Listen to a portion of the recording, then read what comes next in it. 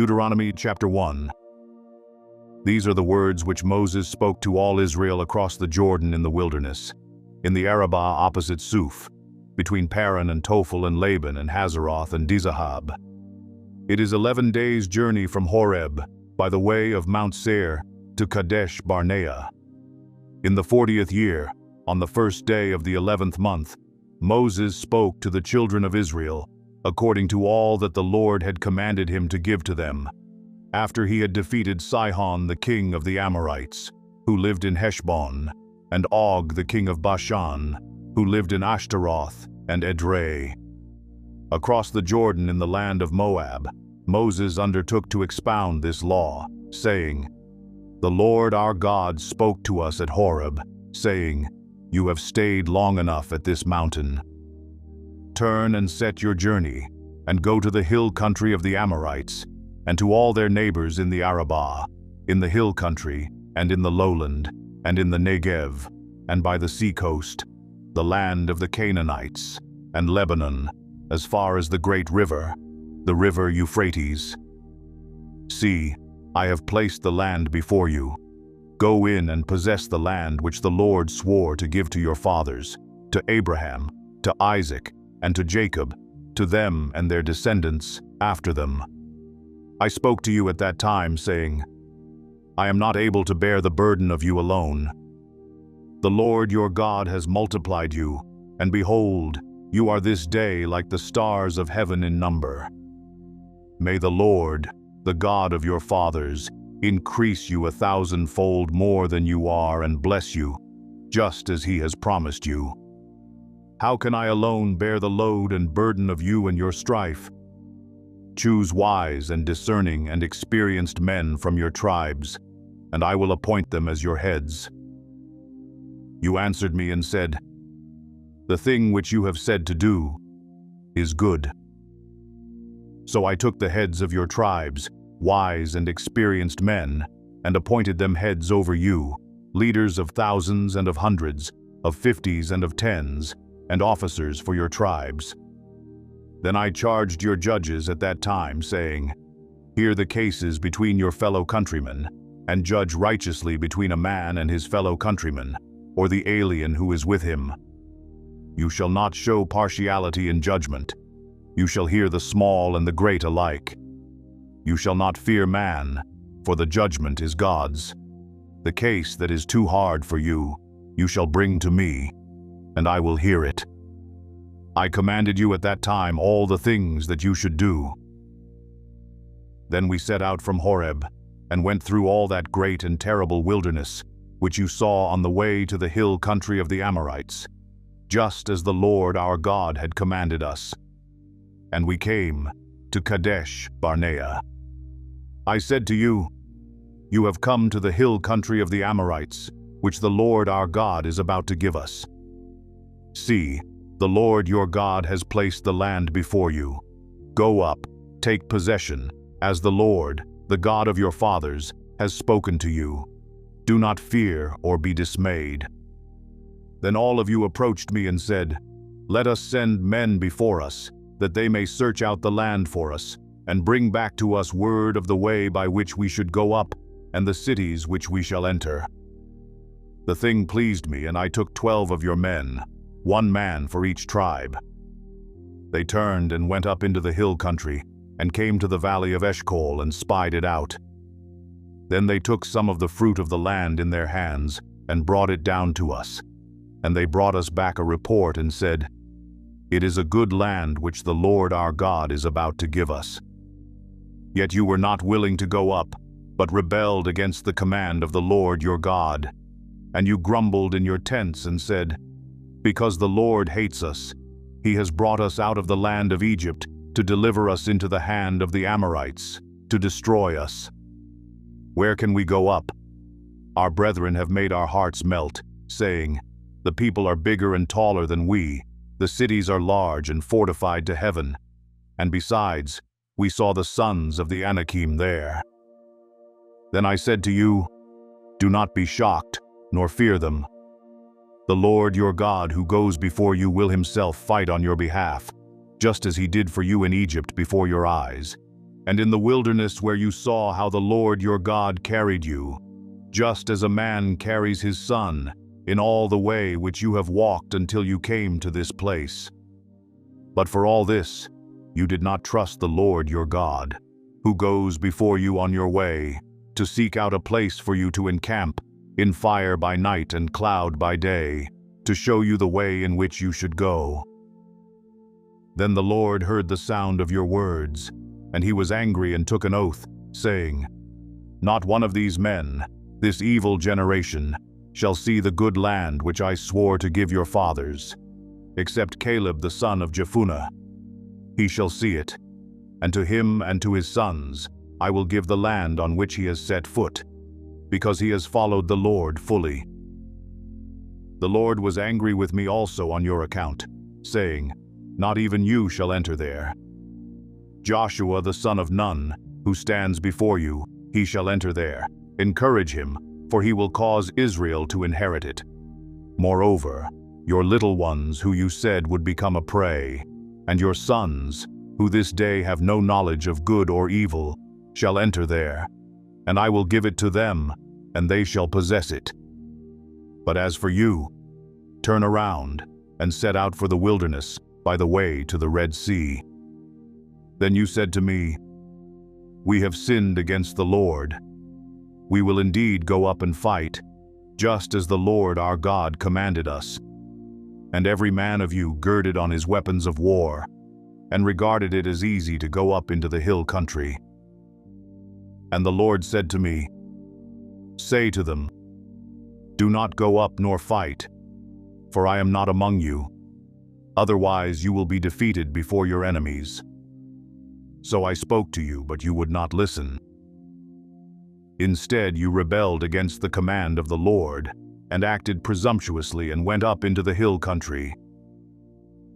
The Amorites who lived in that hill country came out against you and chased you as bees do, and crushed you from Seir to Hormah.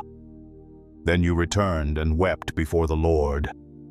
But the Lord did not listen to your voice nor give ear to you. So you remained in Kadesh many days, the days that you spent there.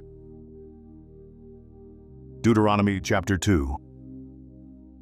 Then we turned and set out for the wilderness by the way to the Red Sea, as the Lord spoke to me, and circled Mount Seir for many days. And the Lord spoke to me, saying, "You have circled this mountain long enough. Now turn north and command the people, saying, 'You will pass through the territory of your brothers, the sons of Esau, who live in Seir, and they will be afraid of you. So be very careful. Do not provoke them, for I will not give you any of their land, even as little as a footstep, because I have given Mount Seir to Esau as a possession. You shall buy food from them with money so that you may eat, and you shall also purchase water from them with money so that you may drink. For the Lord your God has blessed you in all that you have done. He has known your wanderings through this great wilderness. These 40 years the Lord your God has been with you. You have not lacked a thing. So we passed beyond our brothers, the sons of Esau, who live in Seir, away from the Arabah road, away from Elath, and from Etzion Geber. And we turned and passed through by the way of the wilderness of Moab. Then the Lord said to me, "Do not harass Moab, nor provoke them to war, for I will not give you any of their land as a possession, because I have given Ar to the sons of Lot as a possession. The Emim lived there formerly, a people as great, numerous, and tall as the Anakim. Like the Anakim, they are also regarded as Rephaim, but the Moabites call them Emim. The Horites formerly lived in Seir, but the sons of Esau dispossessed them and destroyed them from before them and settled in their place, just as Israel did to the land of their possession, which the Lord gave to them. Now arise and cross over the brook Zered yourselves." So we crossed over the brook Zered. Now the time that it took for us to come from Kadesh Barnea until we crossed over the brook Zered was 38 years, until all the generation of the men of war perished from within the camp, as the Lord had sworn to them. Moreover, the hand of the Lord was against them, to destroy them from within the camp, until they all perished. So it came about, when all the men of war had finally perished from among the people, that the Lord spoke to me, saying, "Today you shall cross over Ar, the border of Moab. When you come opposite the sons of Ammon, do not harass them nor provoke them, for I will not give you any of the land of the sons of Ammon as a possession, because I have given it to the sons of Lot as a possession. It is also regarded as the land of the Rephaim, for Rephaim formerly lived in it. But the Ammonites call them Zamzumin, a people as great, numerous, and tall as the Anakim. But the Lord destroyed them before them, and they dispossessed them and settled in their place, just as he did for the sons of Esau, who live in Seir, when he destroyed the Horites from before them. They dispossessed them and settled in their place even to this day. And the Avim, who lived in villages as far as Gaza, the Caphtorim who came from Caphtor, destroyed them and lived in their place. Arise, set out, and pass through the valley of Arnon. Look, I have given Sihon the Amorite, king of Heshbon, and his land into your hand. Begin to take possession, and contend with him in battle. This day I will begin to put the dread and fear of you upon the peoples everywhere under the heavens, who, when they hear the report of you, will tremble and be in anguish because of you. So I sent messengers from the wilderness of Kedemoth to Sihon, king of Heshbon, with words of peace, saying, Let me pass through your land. I will travel only on the highway. I will not turn aside to the right or to the left. You will sell me food for money so that I may eat, and give me water for money so that I may drink. Only let me pass through on foot, just as the sons of Esau who live in Seir, and the Moabites who live in Ar did for me, until I cross over the Jordan into the land which the Lord our God is giving to us. But Sihon king of Heshbon was not willing for us to pass through his land, for the Lord your God hardened his spirit and made his heart obstinate, in order to deliver him into your hand, as he is today.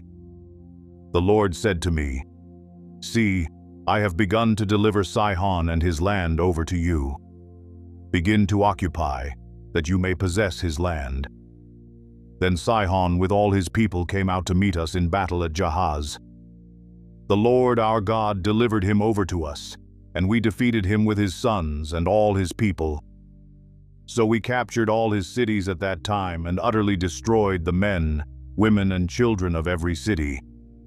We left no survivor. We took only the animals as our booty and the spoil of the cities which we had captured.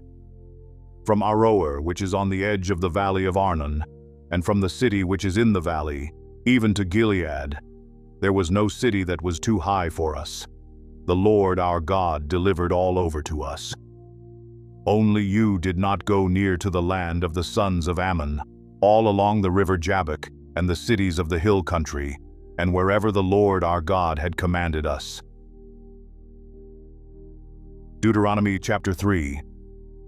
Then we turned and went up the road to Bashan, and Og, king of Bashan, with all his people came out to meet us in battle at Edrei. But the Lord said to me, Do not fear him, for I have delivered him and all his people and his land into your hand, and you shall do to him just as you did to Sihon king of the Amorites, who lived at Heshbon. So the Lord our God delivered Og also, king of Bashan, with all his people into our hand, and we smote them until no survivor was left. We captured all his cities at that time. There was not a city which we did not take from them. 60 cities, all the region of Argob, the kingdom of Og in Bashan. All these were cities fortified with high walls, gates, and bars, besides a great many unwalled towns. We utterly destroyed them, as we did to Sihon king of Heshbon, utterly destroying the men, women, and children of every city. But all the animals and the spoil of the cities we took as our booty.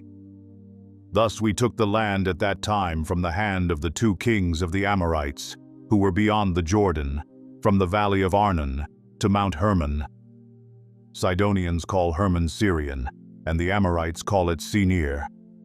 All the cities of the plateau and all Gilead and all Bashan, as far as Salekah and Edrei, cities of the kingdom of Og in Bashan. For only Og, king of Bashan, was left of the remnant of the Rephaim. Behold, his bedstead was an iron bedstead. It is in Rabbah of the sons of Ammon.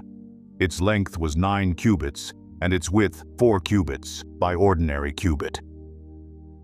So we took possession of this land at that time. From Aroer, which is by the valley of Arnon, and half the hill country of Gilead and its cities, I gave to the Reubenites and to the Gadites. The rest of Gilead and all Bashan, the kingdom of Og, I gave to the half-tribe of Manasseh, all the region of Argob. Concerning all Bashan, it is called the land of Rephaim. Jair the son of Manasseh took all the region of Argob as far as the border of the Geshurites and the Maacathites, and called it, that is, Bashan, after his own name, Havoth Jair, as it is to this day. To Machir I gave Gilead. To the Reubenites and to the Gadites I gave from Gilead even as far as the valley of Arnon, the middle of the valley as a border, and as far as the river Jabbok, the border of the sons of Ammon. The Arabah also, with the Jordan as a border, from Chinnereth, even as far as the sea of the Arabah, the salt sea, at the foot of the slopes of Pisgah on the east. Then I commanded you at that time, saying, The Lord your God has given you this land to possess it. All you valiant men shall cross over armed before your brothers, the sons of Israel. But your wives and your little ones and your livestock, I know that you have much livestock, shall remain in your cities which I have given you, until the Lord gives rest to your fellow countrymen as to you. And they also possess the land which the Lord your God will give them beyond the Jordan. Then you may return every man to his possession, which I have given you. I commanded Joshua at that time, saying, Your eyes have seen all that the Lord your God has done to these 2 kings, so the Lord shall do to all the kingdoms into which you are about to cross. Do not fear them, for the Lord your God is the one fighting for you. I also pleaded with the Lord at that time, saying, O Lord God, you have begun to show your servant your greatness and your strong hand. For what God is there in heaven or on earth who can do such works and mighty acts as yours? Let me, I pray, cross over and see the fair land that is beyond the Jordan, that good hill country in Lebanon. But the Lord was angry with me on your account, and would not listen to me. And the Lord said to me, Enough. Speak to me no more of this matter. Go up to the top of Pisgah and lift up your eyes to the west and north and south and east, and see it with your eyes, for you shall not cross over this Jordan. But charge Joshua, and encourage him and strengthen him, for he shall go across at the head of this people, and he will give them as an inheritance the land which you will see. So we remained in the valley opposite Beth Peor. Deuteronomy chapter 4. Now, O Israel, listen to the statutes and the judgments which I am teaching you to perform, so that you may live and go in and take possession of the land which the Lord, the God of your fathers, is giving you.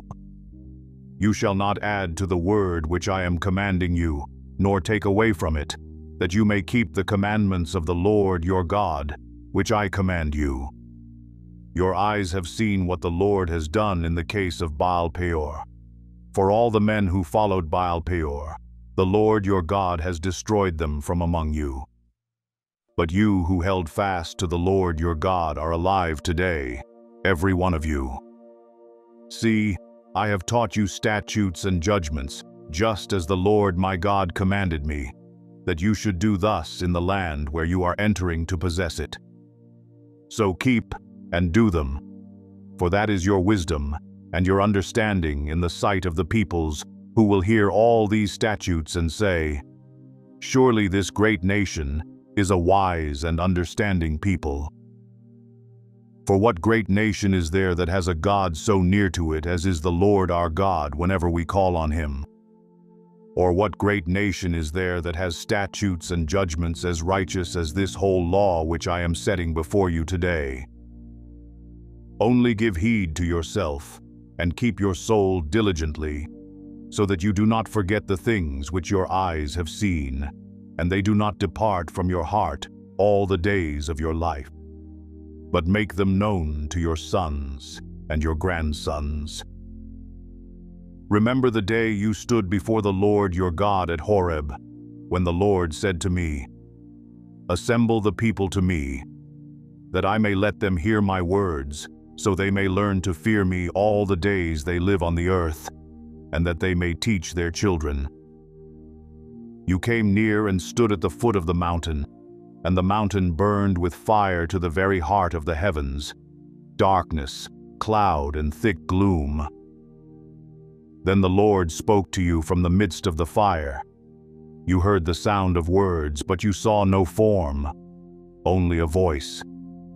So he declared to you his covenant, which he commanded you to perform, that is, the 10 Commandments, and he wrote them on 2 tablets of stone.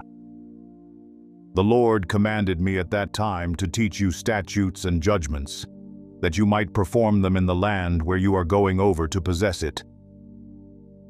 So watch yourselves carefully, since you did not see any form on the day the Lord spoke to you at Horeb from the midst of the fire, so that you do not act corruptly and make a graven image for yourselves in the form of any figure, the likeness of male or female, the likeness of any animal that is on the earth, the likeness of any winged bird that flies in the sky, the likeness of anything that creeps on the ground, the likeness of any fish that is in the water below the earth. And beware not to lift up your eyes to heaven and see the sun and the moon and the stars, all the host of heaven, and be drawn away and worship them and serve them, those which the Lord your God has allotted to all the peoples under the whole heaven. But the Lord has taken you and brought you out of the iron furnace, from Egypt, to be a people for his own possession, as today. Now the Lord was angry with me on your account, and swore that I would not cross the Jordan, and that I would not enter the good land which the Lord your God is giving you as an inheritance. For I will die in this land, I shall not cross the Jordan, but you shall cross and take possession of this good land. So watch yourselves, that you do not forget the covenant of the Lord your God, which he made with you, and make for yourselves a graven image in the form of anything against which the Lord your God has commanded you. For the Lord your God is a consuming fire, a jealous God. When you become the father of children and children's children, and have remained long in the land, and act corruptly, and make an idol in the form of anything, and do that which is evil in the sight of the Lord your God, so as to provoke him to anger, I call heaven and earth to witness against you today, that you will surely perish quickly from the land where you are going over the Jordan to possess it. You shall not live long on it, but will be utterly destroyed. The Lord will scatter you among the peoples, and you will be left few in number among the nations where the Lord drives you. There you will serve gods, the work of man's hands, wood and stone, which neither see nor hear nor eat nor smell. But from there you will seek the Lord your God, and you will find him if you search for him with all your heart and all your soul. When you are in distress and all these things have come upon you, in the latter days you will return to the Lord your God, and listen to his voice. For the Lord your God is a compassionate God. He will not fail you nor destroy you, nor forget the covenant with your fathers which he swore to them. Indeed, ask now concerning the former days which were before you, since the day that God created man on the earth, and inquire from one end of the heavens to the other. Has anything been done like this great thing? Or has anything been heard like it? Has any people heard the voice of God speaking from the midst of the fire, as you have heard it, and survived? Or has a God tried to go to take for himself a nation from within another nation by trials, by signs and wonders, and by war, and by a mighty hand, and by an outstretched arm, and by great terrors, as the Lord your God did for you in Egypt before your eyes. To you it was shown that you might know that the Lord, He is God. There is no other besides Him.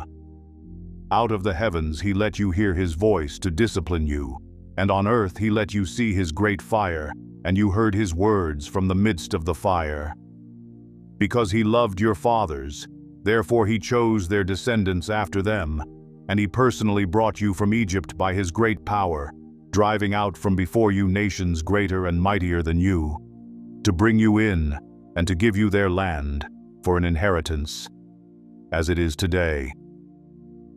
Know therefore today and take it to your heart, that the Lord, He is God in heaven above and on the earth below, there is no other. So you shall keep His statutes and His commandments, which I am giving you today, that it may go well with you and with your children after you, and that you may live long on the land, which the Lord your God is giving you for all time.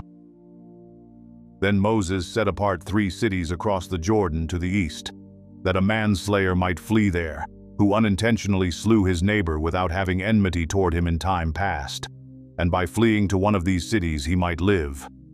Bezer in the wilderness on the plateau for the Reubenites, and Ramoth in Gilead for the Gadites, and Golan in Bashan for the Manassites. Now this is the law which Moses set before the sons of Israel. These are the testimonies and the statutes and the ordinances which Moses spoke to the sons of Israel when they came out from Egypt, across the Jordan, in the valley opposite Beth Peor, in the land of Sihon, king of the Amorites, who lived at Heshbon, whom Moses and the sons of Israel defeated when they came out from Egypt. They took possession of his land and the land of Og, king of Bashan, the 2 kings of the Amorites, who were across the Jordan to the east, from Aroer, which is on the edge of the valley of Arnon, even as far as Mount Sion, that is Hermon, with all the Arabah across the Jordan to the east, even as far as the sea of the Arabah, at the foot of the slopes of Pisgah. Deuteronomy chapter 5. Then Moses summoned all Israel and said to them, Hear, O Israel, the statutes and the ordinances which I am speaking today in your hearing, that you may learn them and observe them carefully. The Lord our God made a covenant with us at Horeb. The Lord did not make this covenant with our fathers, but with us, with all those of us alive here today. The Lord spoke to you face to face at the mountain from the midst of the fire, while I was standing between the Lord and you at that time, to declare to you the word of the Lord, for you were afraid because of the fire, and did not go up the mountain. He said, I am the Lord your God who brought you out of the land of Egypt, out of the house of slavery. You shall have no other gods before me. You shall not make for yourself an idol, or any likeness of what is in heaven above, or on the earth beneath, or in the water under the earth. You shall not worship them, or serve them. For I, the Lord your God, am a jealous God, visiting the iniquity of the fathers on the children, and on the 3rd and the 4th generations of those who hate me, but showing loving kindness to thousands, to those who love me and keep my commandments. You shall not take the name of the Lord your God in vain, for the Lord will not leave him unpunished who takes his name in vain. Observe the Sabbath day to keep it holy, as the Lord your God commanded you. 6 days you shall labor and do all your work, but the 7th day is a Sabbath of the Lord your God.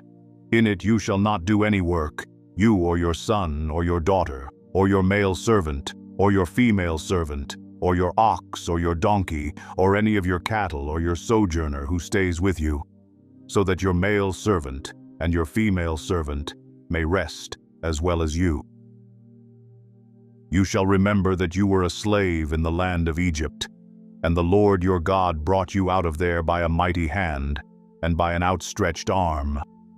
Therefore the Lord your God commanded you to observe the Sabbath day. Honor your father and your mother, as the Lord your God has commanded you, that your days may be prolonged, and that it may go well with you on the land which the Lord your God gives you. You shall not murder. You shall not commit adultery. You shall not steal. You shall not bear false witness against your neighbor. You shall not covet your neighbor's wife. And you shall not desire your neighbor's house, his field or his male servant or his female servant, his ox or his donkey or anything that belongs to your neighbor. These words the Lord spoke to all your assembly at the mountain from the midst of the fire, of the cloud, and of the thick gloom, with a great voice. And he added no more. He wrote them on 2 tablets of stone and gave them to me. And when you heard the voice from the midst of the darkness, while the mountain was burning with fire, you came near to me, all the heads of your tribes and your elders. You said, "Behold, the Lord our God has shown us his glory and his greatness, and we have heard his voice from the midst of the fire. We have seen today that God speaks with man, yet he lives. Now then, why should we die? For this great fire will consume us. If we hear the voice of the Lord our God any longer, then we will die. For who is there of all flesh who has heard the voice of the living God speaking from the midst of the fire, as we have and lived? Go near and hear all that the Lord our God says. Then speak to us all that the Lord our God speaks to you, and we will hear and do it. The Lord heard the voice of your words when you spoke to me.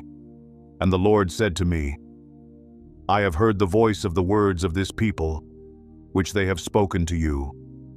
They have done well in all that they have spoken. Oh, that they had such a heart in them, that they would fear me and keep all my commandments always, that it may be well with them and with their sons forever. Go, say to them, return to your tents. But as for you, stand here by me, that I may speak to you all the commandments and the statutes and the judgments which you shall teach them, that they may observe them in the land which I give them to possess. So you shall observe to do just as the Lord your God has commanded you. You shall not turn aside to the right or to the left. You shall walk in all the way which the Lord your God has commanded you, that you may live, and that it may be well with you, and that you may prolong your days in the land which you will possess. Deuteronomy chapter 6.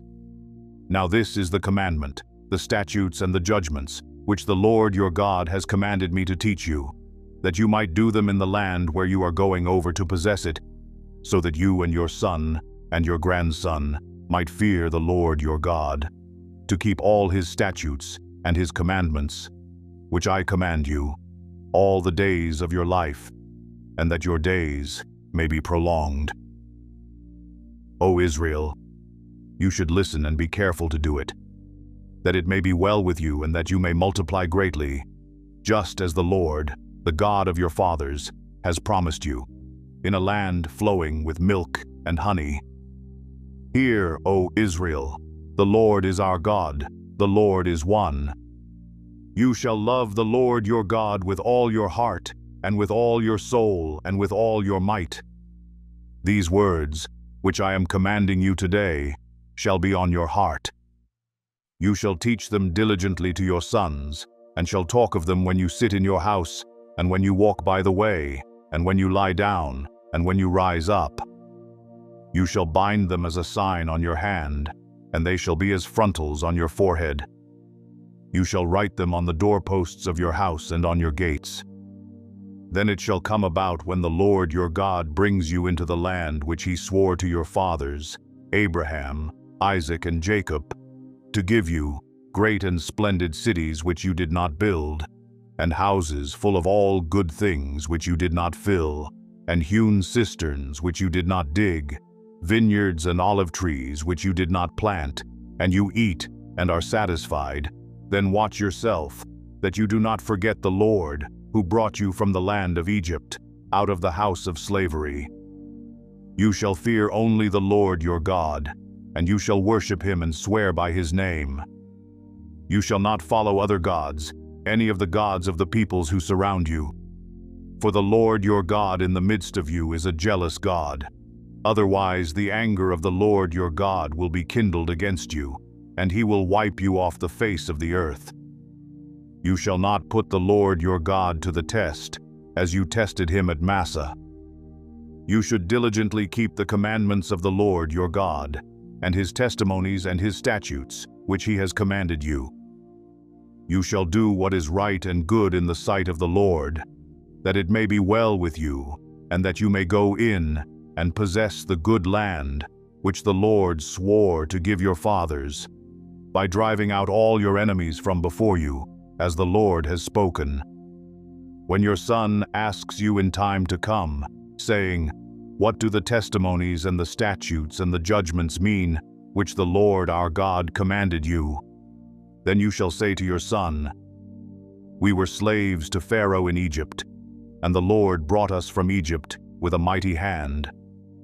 Moreover, the Lord showed great and distressing signs and wonders before our eyes against Egypt, Pharaoh and all his household. He brought us out from there in order to bring us in, to give us the land which he had sworn to our fathers. So the Lord commanded us to observe all these statutes, to fear the Lord our God for our good always and for our survival, as it is today. It will be righteousness for us if we are careful to observe all this commandment before the Lord our God, just as he commanded us." Deuteronomy chapter 7. When the Lord your God brings you into the land where you are entering to possess it, and clears away many nations before you, the Hittites and the Girgashites and the Amorites and the Canaanites and the Perizzites and the Hivites and the Jebusites, 7 nations greater and stronger than you. And when the Lord your God delivers them before you and you defeat them, then you shall utterly destroy them. You shall make no covenant with them and show no favor to them. Furthermore, you shall not intermarry with them. You shall not give your daughters to their sons, nor shall you take their daughters for your sons. For they will turn your sons away from following me to serve other gods. Then the anger of the Lord will be kindled against you, and he will quickly destroy you. But thus you shall do to them. You shall tear down their altars, and smash their sacred pillars, and hew down their asherim, and burn their graven images with fire. For you are a holy people to the Lord your God. The Lord your God has chosen you to be a people for his own possession, out of all the peoples who are on the face of the earth. The Lord did not set his love on you nor choose you because you were more in number than any of the peoples, for you were the fewest of all peoples. But because the Lord loved you and kept the oath which he swore to your forefathers, the Lord brought you out by a mighty hand and redeemed you from the house of slavery, from the hand of Pharaoh, king of Egypt. Know therefore that the Lord your God, he is God, the faithful God, who keeps his covenant and his loving kindness to 1,000th generation with those who love him and keep his commandments, but repays those who hate him to their faces to destroy them. He will not delay with him who hates him. He will repay him to his face. Therefore, you shall keep the commandment and the statutes and the judgments which I am commanding you today, to do them. Then it shall come about, because you listen to these judgments and keep and do them, that the Lord your God will keep with you his covenant and his loving kindness, which he swore to your forefathers. He will love you and bless you and multiply you. He will also bless the fruit of your womb, and the fruit of your ground, your grain, and your new wine and your oil, the increase of your herd, and the young of your flock, in the land which he swore to your forefathers to give you. You shall be blessed above all peoples. There will be no male or female barren among you or among your cattle. The Lord will remove from you all sickness, and he will not put on you any of the harmful diseases of Egypt which you have known, but he will lay them on all who hate you. You shall consume all the peoples whom the Lord your God will deliver to you. Your eye shall not pity them, nor shall you serve their gods, for that would be a snare to you.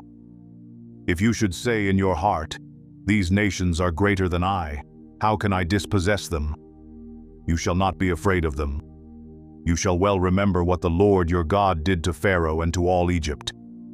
The great trials which your eyes saw, and the signs and the wonders and the mighty hand, and the outstretched arm, by which the Lord your God brought you out. So shall the Lord your God do to all the peoples of whom you are afraid. Moreover, the Lord your God will send the hornet against them, until those who are left and hide themselves from you perish. You shall not dread them, for the Lord your God is in your midst, a great and awesome God. The Lord your God will clear away these nations before you little by little. You will not be able to put an end to them quickly, for the wild beasts would grow too numerous for you. But the Lord your God will deliver them before you, and will throw them into great confusion until they are destroyed. He will deliver their kings into your hand so that you will make their name perish from under heaven. No man will be able to stand before you until you have destroyed them. The graven images of their gods you are to burn with fire. You shall not covet the silver or the gold that is on them, nor take it for yourselves, or you will be snared by it, for it is an abomination to the Lord your God. You shall not bring an abomination into your house, and like it come under the ban. You shall utterly detest it, and you shall utterly abhor it, for it is something banned. Deuteronomy chapter 8. All the commandments that I am commanding you today you shall be careful to do, that you may live and multiply, and go in and possess the land which the Lord swore to give to your forefathers. You shall remember all the way which the Lord your God has led you in the wilderness these 40 years, that he might humble you, testing you, to know what was in your heart, whether you would keep his commandments or not. He humbled you and let you be hungry, and fed you with manna which you did not know, nor did your fathers know, that he might make you understand that man does not live by bread alone, but man lives by everything that proceeds out of the mouth of the Lord. Your clothing did not wear out on you, nor did your foot swell these 40 years. Thus you are to know in your heart that the Lord your God was disciplining you, just as a man disciplines his son. Therefore, you shall keep the commandments of the Lord your God, to walk in his ways, and to fear him. For the Lord your God is bringing you into a good land, a land of brooks of water, of fountains and springs, flowing forth in valleys and hills, a land of wheat and barley, of vines and fig trees and pomegranates, a land of olive oil and honey, a land where you will eat food without scarcity, in which you will not lack anything, a land whose stones are iron, and out of whose hills you can dig copper.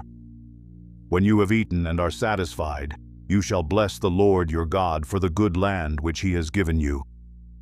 Beware that you do not forget the Lord your God, by not keeping his commandments, and his ordinances, and his statutes, which I am commanding you today.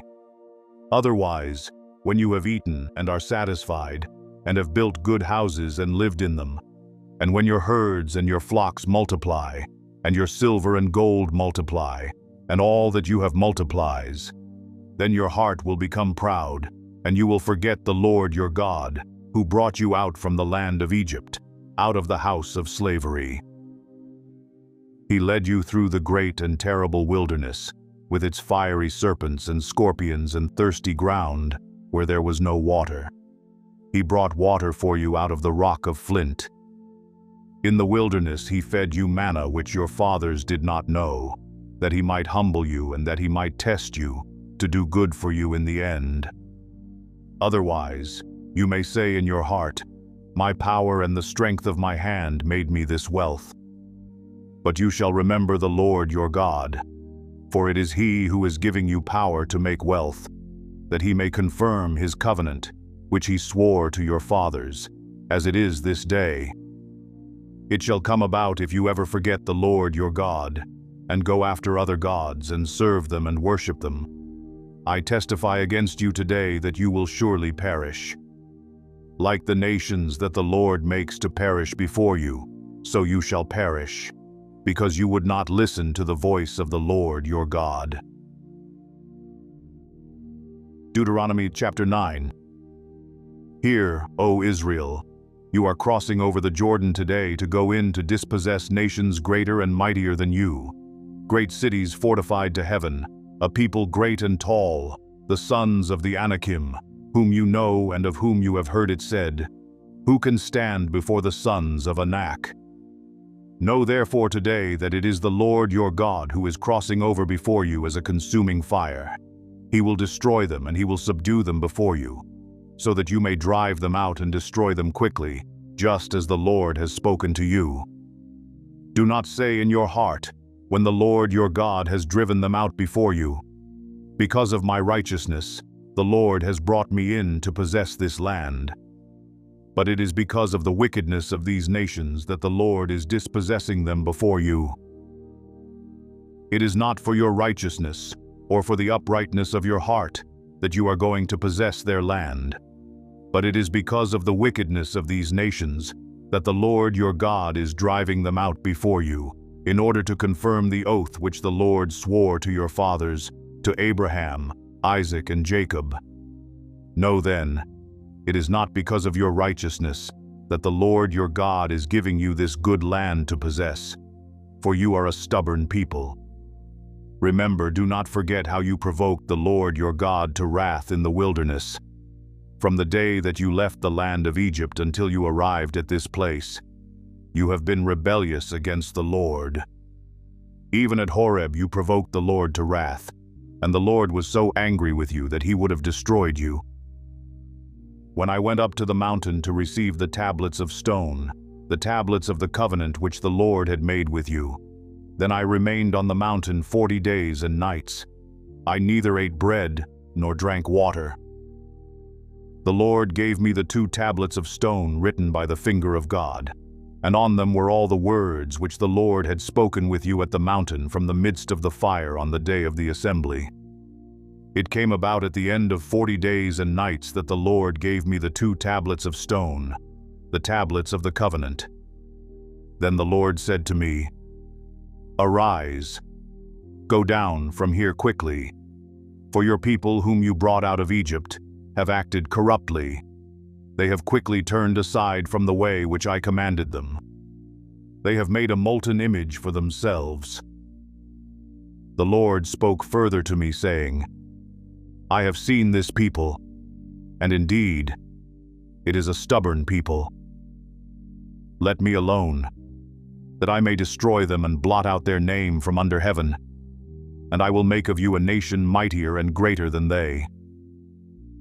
So I turned and came down from the mountain while the mountain was burning with fire, and the 2 tablets of the covenant were in my 2 hands. And I saw that you had indeed sinned against the Lord your God. You had made for yourselves a molten calf. You had turned aside quickly from the way which the Lord had commanded you. I took hold of the 2 tablets and threw them from my hands and smashed them before your eyes. I fell down before the Lord, as at the first, 40 days and nights. I neither ate bread nor drank water, because of all your sin which you had committed in doing what was evil in the sight of the Lord, to provoke him to anger. For I was afraid of the anger and hot displeasure with which the Lord was wrathful against you in order to destroy you. But the Lord listened to me that time also. The Lord was angry enough with Aaron to destroy him, so I also prayed for Aaron at the same time. I took your sinful thing, the calf which you had made, and burned it with fire and crushed it, grinding it very small until it was as fine as dust, and I threw its dust into the brook that came down from the mountain. Again at Taberah and at Massa and at Kibroth Hattava you provoked the Lord to wrath. When the Lord sent you from Kadesh Barnea, saying, Go up and possess the land which I have given you, then you rebelled against the command of the Lord your God. You neither believed him nor listened to his voice. You have been rebellious against the Lord from the day I knew you. So I fell down before the Lord the 40 days and nights, which I did because the Lord had said he would destroy you. I prayed to the Lord and said, O Lord God, do not destroy your people, even your inheritance, whom you have redeemed through your greatness, whom you have brought out of Egypt with a mighty hand. Remember your servants, Abraham, Isaac, and Jacob. Do not look at the stubbornness of this people or at their wickedness or their sin. Otherwise the land from which you brought us may say, because the Lord was not able to bring them into the land which he had promised them, and because he hated them, he has brought them out to slay them in the wilderness. Yet they are your people, even your inheritance, whom you have brought out by your great power and your outstretched arm. Deuteronomy chapter 10. At that time the Lord said to me, Cut out for yourself 2 tablets of stone like the former ones, and come up to me on the mountain, and make an ark of wood for yourself. I will write on the tablets the words that were on the former tablets which you shattered, and you shall put them in the ark. So I made an ark of acacia wood and cut out 2 tablets of stone like the former ones, and went up on the mountain with the 2 tablets in my hand. He wrote on the tablets, like the former writing, the 10 commandments, which the Lord had spoken to you on the mountain from the midst of the fire on the day of the assembly. And the Lord gave them to me. Then I turned and came down from the mountain and put the tablets in the ark which I had made, and there they are, as the Lord commanded me. Now the sons of Israel set out from Beeroth-bene-jaakan to Mosera. There Aaron died, and there he was buried, and Eleazar his son ministered as priest in his place. From there they set out to Gudgoda, and from Gudgoda to Jotbatha, a land of brooks of water. At that time the Lord set apart the tribe of Levi to carry the ark of the covenant of the Lord, to stand before the Lord to serve him, and to bless in his name until this day. Therefore Levi does not have a portion or inheritance with his brothers. The Lord is his inheritance, just as the Lord your God spoke to him. I, moreover, stayed on the mountain 40 days and 40 nights like the first time, and the Lord listened to me that time also. The Lord was not willing to destroy you. Then the Lord said to me, Arise, proceed on your journey ahead of the people, that they may go in and possess the land which I swore to their fathers to give them. Now, Israel, what does the Lord your God require from you, but to fear the Lord your God, to walk in all his ways and love him, and to serve the Lord your God with all your heart and with all your soul, and to keep the Lord's commandments and his statutes, which I am commanding you today for your good. Behold, to the Lord your God belong heaven and the highest heavens, the earth and all that is in it. Yet on your fathers did the Lord set his affection to love them, and he chose their descendants after them, even you above all peoples, as it is this day. So circumcise your heart, and stiffen your neck no longer. For the Lord, your God, is the God of gods, and the Lord of lords, the great, the mighty, and the awesome God who does not show partiality, nor take a bribe. He executes justice for the orphan and the widow, and shows his love for the alien by giving him food and clothing. So show your love for the alien, for you were aliens in the land of Egypt. You shall fear the Lord your God, you shall serve him and cling to him, and you shall swear by his name. He is your praise, and he is your God, who has done these great and awesome things for you which your eyes have seen. Your fathers went down to Egypt 70 persons in all, and now the Lord your God has made you as numerous as the stars of heaven. Deuteronomy chapter 11. You shall therefore love the Lord your God, and always keep his charge, his statutes, his ordinances, and his commandments. Know this day that I am not speaking with your sons, who have not known, and who have not seen the discipline of the Lord your God, his greatness, his mighty hand and his outstretched arm, and his signs and his works which he did in the midst of Egypt, to Pharaoh the king of Egypt and to all his land, and what he did to Egypt's army, to its horses and its chariots, when he made the water of the Red Sea to engulf them while they were pursuing you, and the Lord completely destroyed them, and what he did to you in the wilderness until you came to this place, and what he did to Dathan and Abiram, the sons of Eliab, the son of Reuben, when the earth opened its mouth and swallowed them, their households, their tents, and every living thing that followed them, among all Israel. But your own eyes have seen all the great work of the Lord which he did. You shall therefore keep every commandment which I am commanding you today, so that you may be strong, and go in and possess the land into which you are about to cross to possess it, so that you may prolong your days on the land which the Lord swore to your fathers to give to them and to their descendants, a land flowing with milk and honey. For the land into which you are entering to possess it is not like the land of Egypt from which you came, where you used to sow your seed and water it with your foot like a vegetable garden. But the land into which you are about to cross to possess it, a land of hills and valleys, drinks water from the rain of heaven, a land for which the Lord your God cares. The eyes of the Lord your God are always on it, from the beginning even to the end of the year. It shall come about, if you listen obediently to my commandments, which I am commanding you today, to love the Lord your God, and to serve him with all your heart and all your soul, that he will give the rain for your land in its season, the early and late rain, that you may gather in your grain and your new wine and your oil. He will give grass in your fields for your cattle, and you will eat and be satisfied. Beware that your hearts are not deceived, and that you do not turn away and serve other gods and worship them.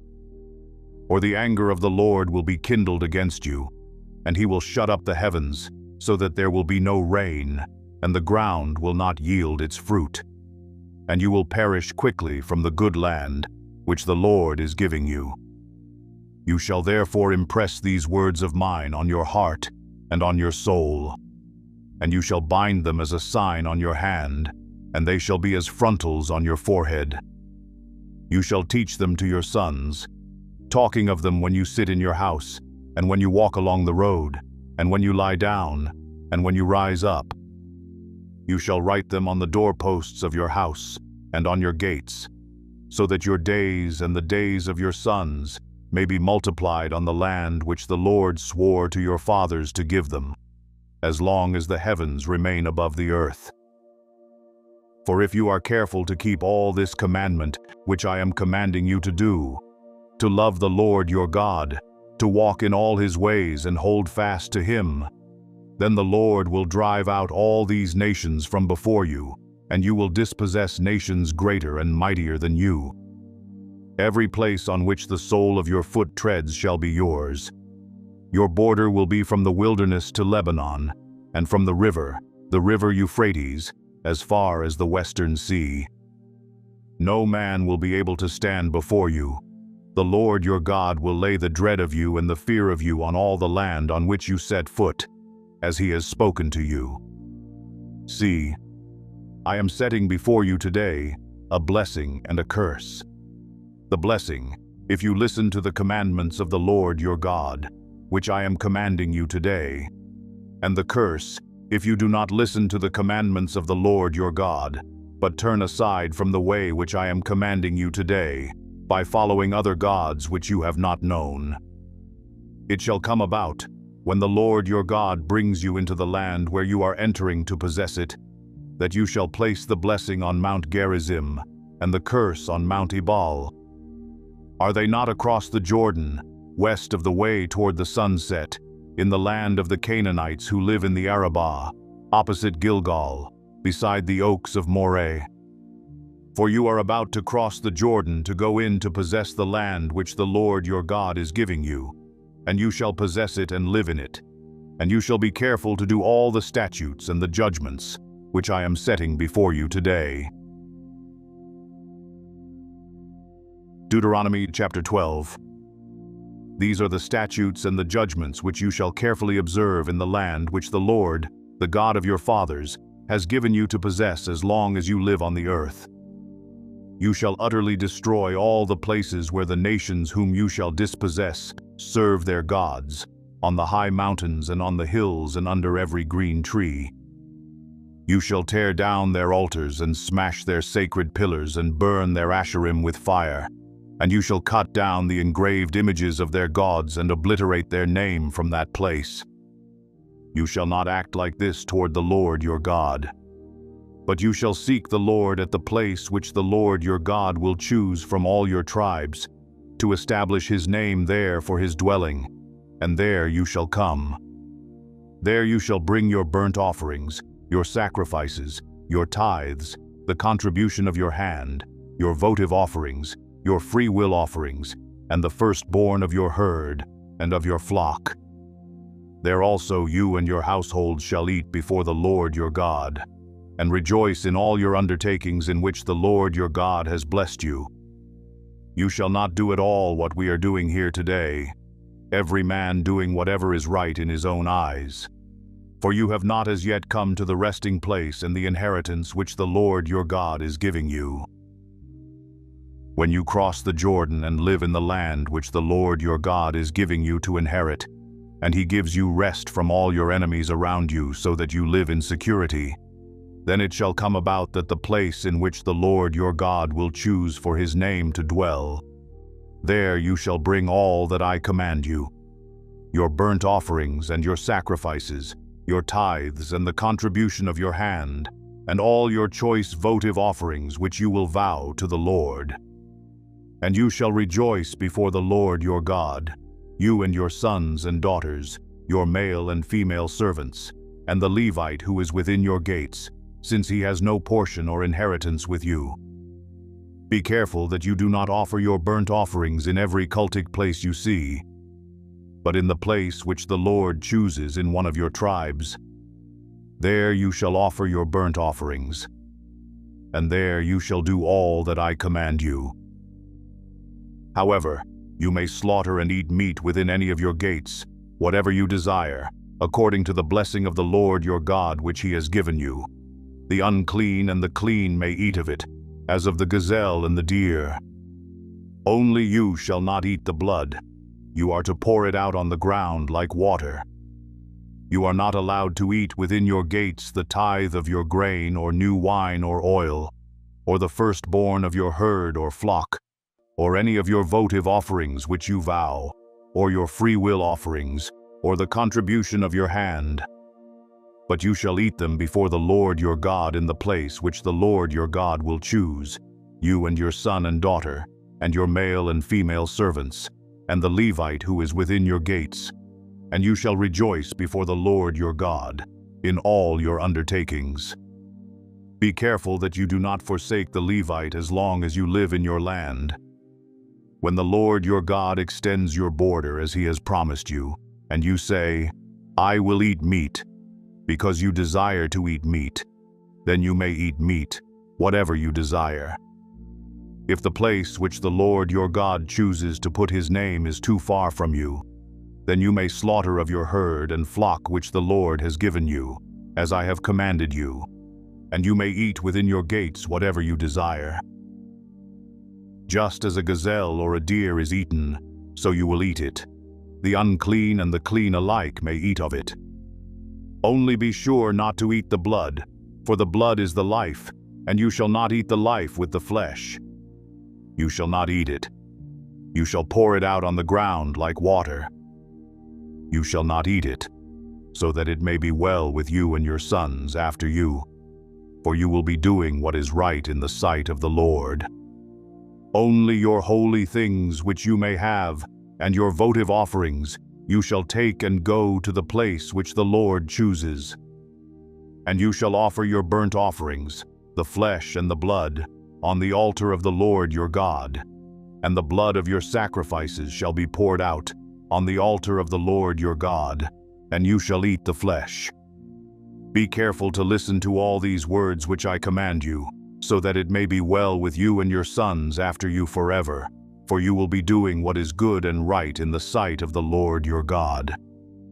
When the Lord your God cuts off before you the nations which you are going in to dispossess, and you dispossess them and dwell in their land, beware that you are not ensnared to follow them after they are destroyed before you, and that you do not inquire after their gods, saying, "How do these nations serve their gods, that I also may do likewise?" You shall not behave thus toward the Lord your God, for every abominable act which the Lord hates they have done for their gods, for they even burn their sons and daughters in the fire to their gods. Whatever I command you, you shall be careful to do. You shall not add to, nor take away from it. Deuteronomy chapter 13. If a prophet or a dreamer of dreams arises among you and gives you a sign or a wonder, and the sign or the wonder comes true, concerning which he spoke to you, saying, "Let us go after other gods, whom you have not known, and let us serve them," you shall not listen to the words of that prophet or that dreamer of dreams. For the Lord your God is testing you to find out if you love the Lord your God with all your heart and with all your soul. You shall follow the Lord your God and fear him, and you shall keep his commandments, listen to his voice, serve him, and cling to him. But that prophet or that dreamer of dreams shall be put to death, because he has counseled rebellion against the Lord your God, who brought you from the land of Egypt and redeemed you from the house of slavery, to seduce you from the way in which the Lord your God commanded you to walk, so you shall purge the evil from among you. If your brother, your mother's son or daughter, or the wife you cherish, or your friend who is as your own soul, entice you secretly, saying, "Let us go and serve other gods, whom neither you nor your fathers have known, of the gods of the peoples who are around you, near you, or far from you, from one end of the earth to the other end," you shall not yield to him or listen to him, and your eye shall not pity him, nor shall you spare or conceal him. But you shall surely kill him. Your hand shall be first against him to put him to death, and afterwards the hand of all the people. So you shall stone him to death, because he has sought to seduce you from the Lord your God, who brought you out from the land of Egypt, out of the house of slavery. Then all Israel will hear and be afraid, and will never again do such a wicked thing among you. If you hear in one of your cities, which the Lord your God is giving you to live in, anyone saying that, "Some worthless men have gone out from among you and have seduced the inhabitants of their city, saying, 'Let us go and serve other gods, whom you have not known,' then you shall investigate and search out, and inquire thoroughly. If it is true, and the matter established, that this abomination has been done among you, you shall surely strike the inhabitants of that city with the edge of the sword, utterly destroying it, and all that is in it, and its cattle, with the edge of the sword. Then you shall gather all its booty into the middle of its open square, and burn the city, and all its booty with fire, as a whole burnt offering to the Lord your God. And it shall be a ruin forever. It shall never be rebuilt. Nothing from that which is put under the ban shall cling to your hand, in order that the Lord may turn from his burning anger, and show mercy to you, and have compassion on you, and make you increase, just as he has sworn to your fathers. If you will listen to the voice of the Lord your God, keeping all his commandments, which I am commanding you today, and doing what is right in the sight of the Lord your God. Deuteronomy chapter 14. You are the sons of the Lord your God. You shall not cut yourselves nor shave your forehead for the sake of the dead. For you are a holy people to the Lord your God, and the Lord has chosen you to be a people for his own possession out of all the peoples who are on the face of the earth. You shall not eat any detestable thing. These are the animals which you may eat: the ox, the sheep, the goat, the deer, the gazelle, the roebuck, the wild goat, the ibex, the antelope, and the mountain sheep. Any animal that divides the hoof and has the hoof split in two and chews the cud, among the animals, that you may eat. Nevertheless, you are not to eat of these among those which chew the cud, or among those that divide the hoof in two, the camel and the rabbit and the chafin. For though they chew the cud, they do not divide the hoof. They are unclean for you. The pig, because it divides the hoof but does not chew the cud, it is unclean for you. You shall not eat any of their flesh nor touch their carcasses. These you may eat of all that are in water. Anything that has fins and scales you may eat. But anything that does not have fins and scales you shall not eat. It is unclean for you. You may eat any clean bird. But these are the ones which you shall not eat: the eagle and the vulture and the buzzard, and the red kite, the falcon, and the kite in their kinds, and every raven in its kind, and the ostrich, the owl, the seagull, and the hawk in their kinds, the little owl, the great owl, the white owl, the pelican, the carrion vulture, the cormorant, the stork, and the heron in their kinds, and the hoopoe, and the bat. And all the teeming life with wings are unclean to you. They shall not be eaten. You may eat any clean bird. You shall not eat anything which dies of itself. You may give it to the alien who is in your town, so that he may eat it, or you may sell it to a foreigner, for you are a holy people, to the Lord, your God. You shall not boil a young goat in its mother's milk. You shall surely tithe all the produce from what you sow, which comes out of the field every year. You shall eat in the presence of the Lord your God, at the place where he chooses to establish his name, the tithe of your grain, your new wine, your oil, and the firstborn of your herd and your flock, so that you may learn to fear the Lord your God always. If the distance is so great for you that you are not able to bring the tithe, since the place where the Lord your God chooses to set his name is too far away from you, when the Lord your God blesses you, then you shall exchange it for money, and bind the money in your hand, and go to the place which the Lord your God chooses. You may spend the money for whatever your heart desires, for oxen, or sheep, or wine, or strong drink, or whatever your heart desires. And there you shall eat in the presence of the Lord your God, and rejoice, you and your household.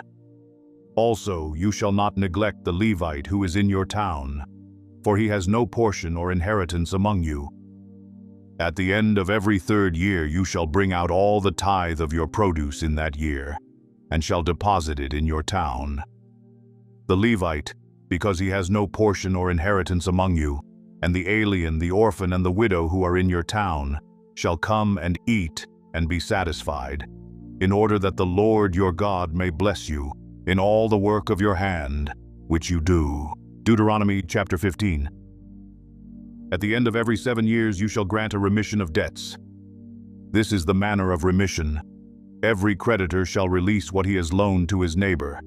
He shall not exact it of his neighbor and his brother, because the Lord's remission has been proclaimed.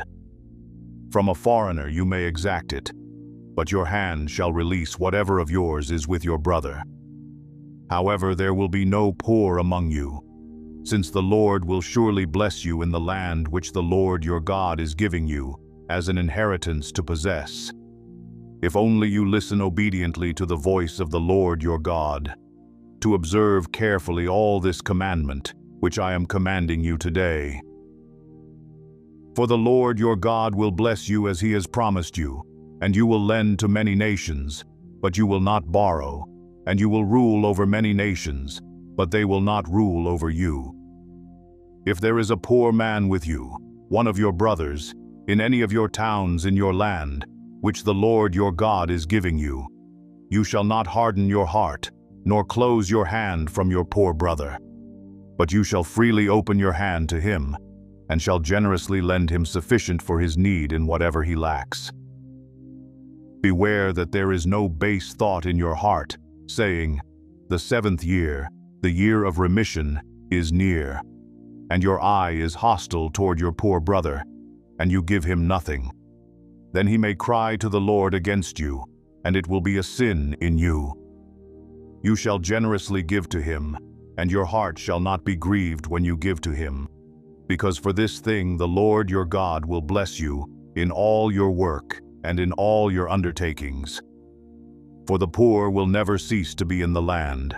Therefore I command you, saying, you shall freely open your hand to your brother, to your needy and poor in your land. If your kinsman, a Hebrew man or woman, is sold to you, then he shall serve you 6 years, but in the 7th year you shall set him free. When you set him free, you shall not send him away empty-handed. You shall furnish him liberally from your flock, and from your threshing floor, and from your wine vat. You shall give to him as the Lord, your God, has blessed you. You shall remember that you were a slave in the land of Egypt, and the Lord your God redeemed you. Therefore I command you this today.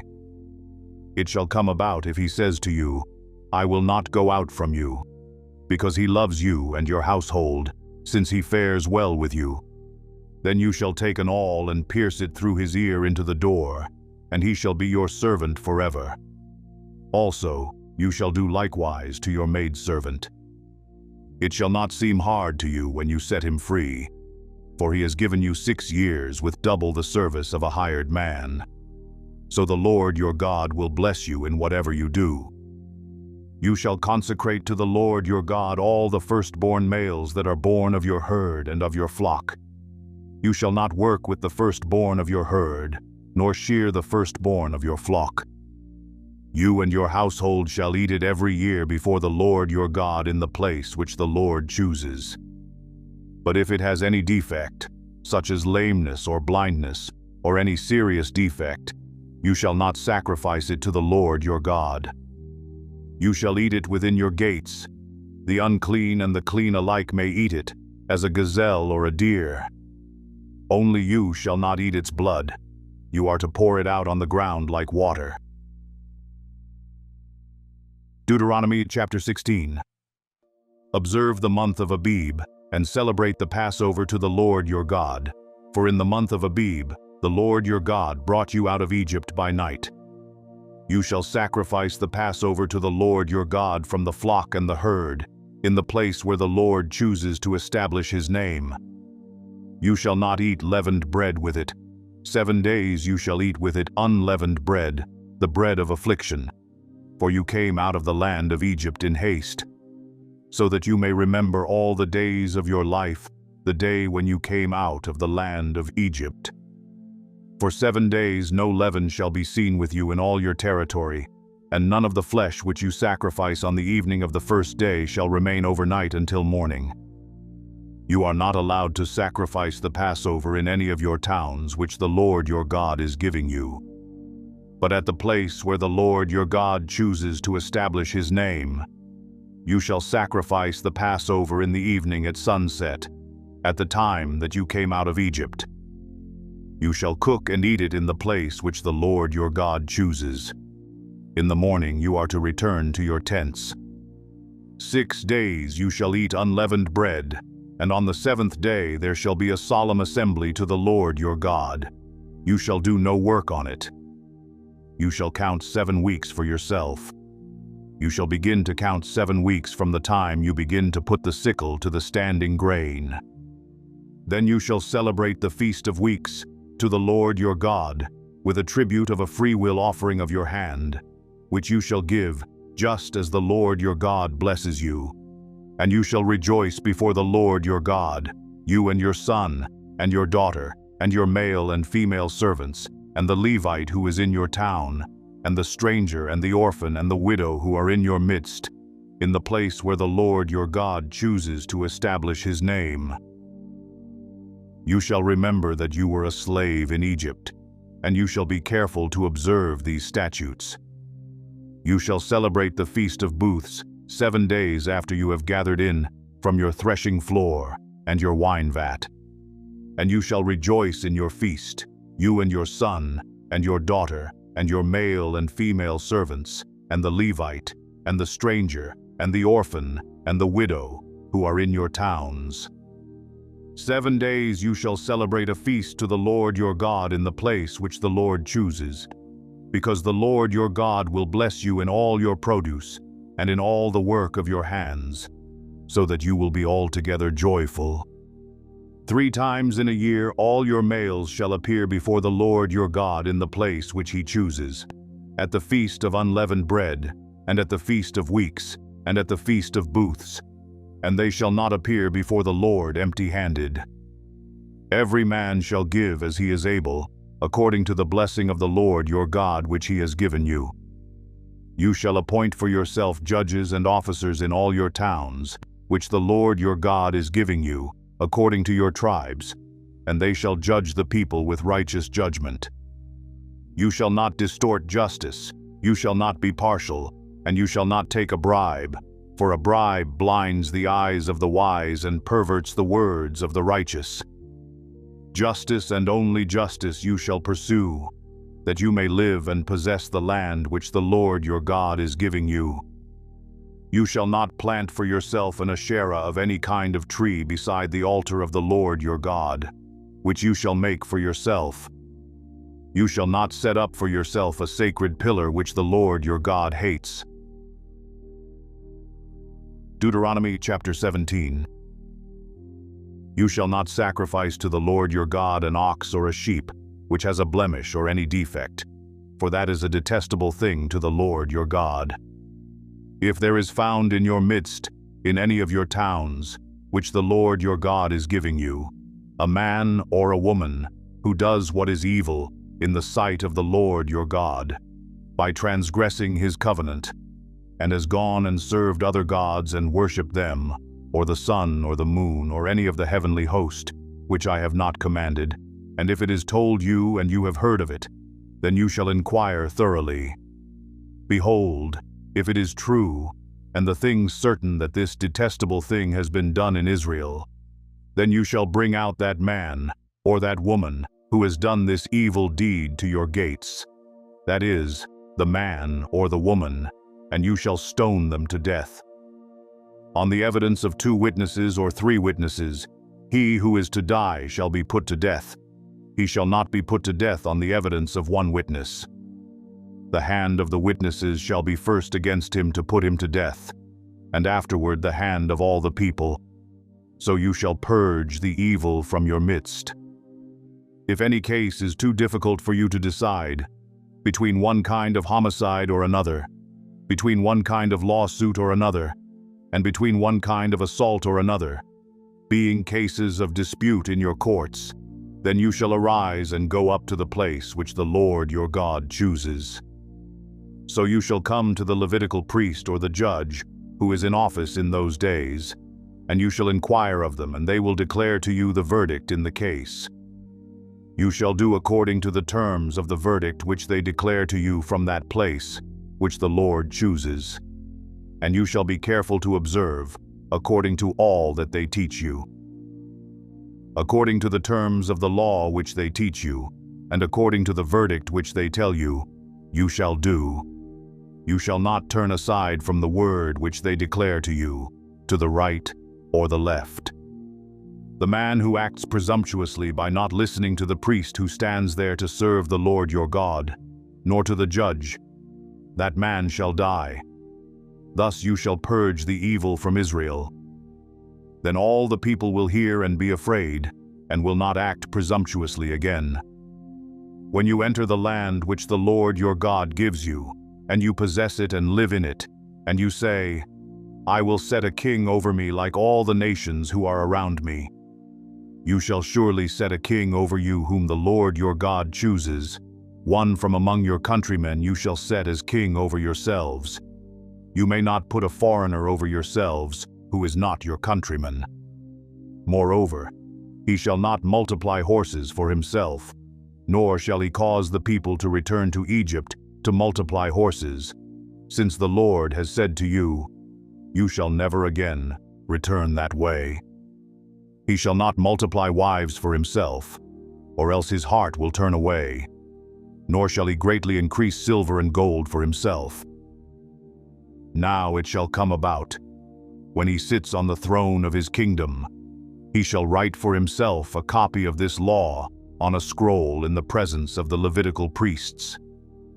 It shall be with him, and he shall read it all the days of his life, that he may learn to fear the Lord his God, by carefully observing all the words of this law and these statutes, that his heart may not be lifted up above his countrymen, and that he may not turn aside from the commandment to the right or the left, so that he and his sons may continue long in his kingdom in the midst of Israel.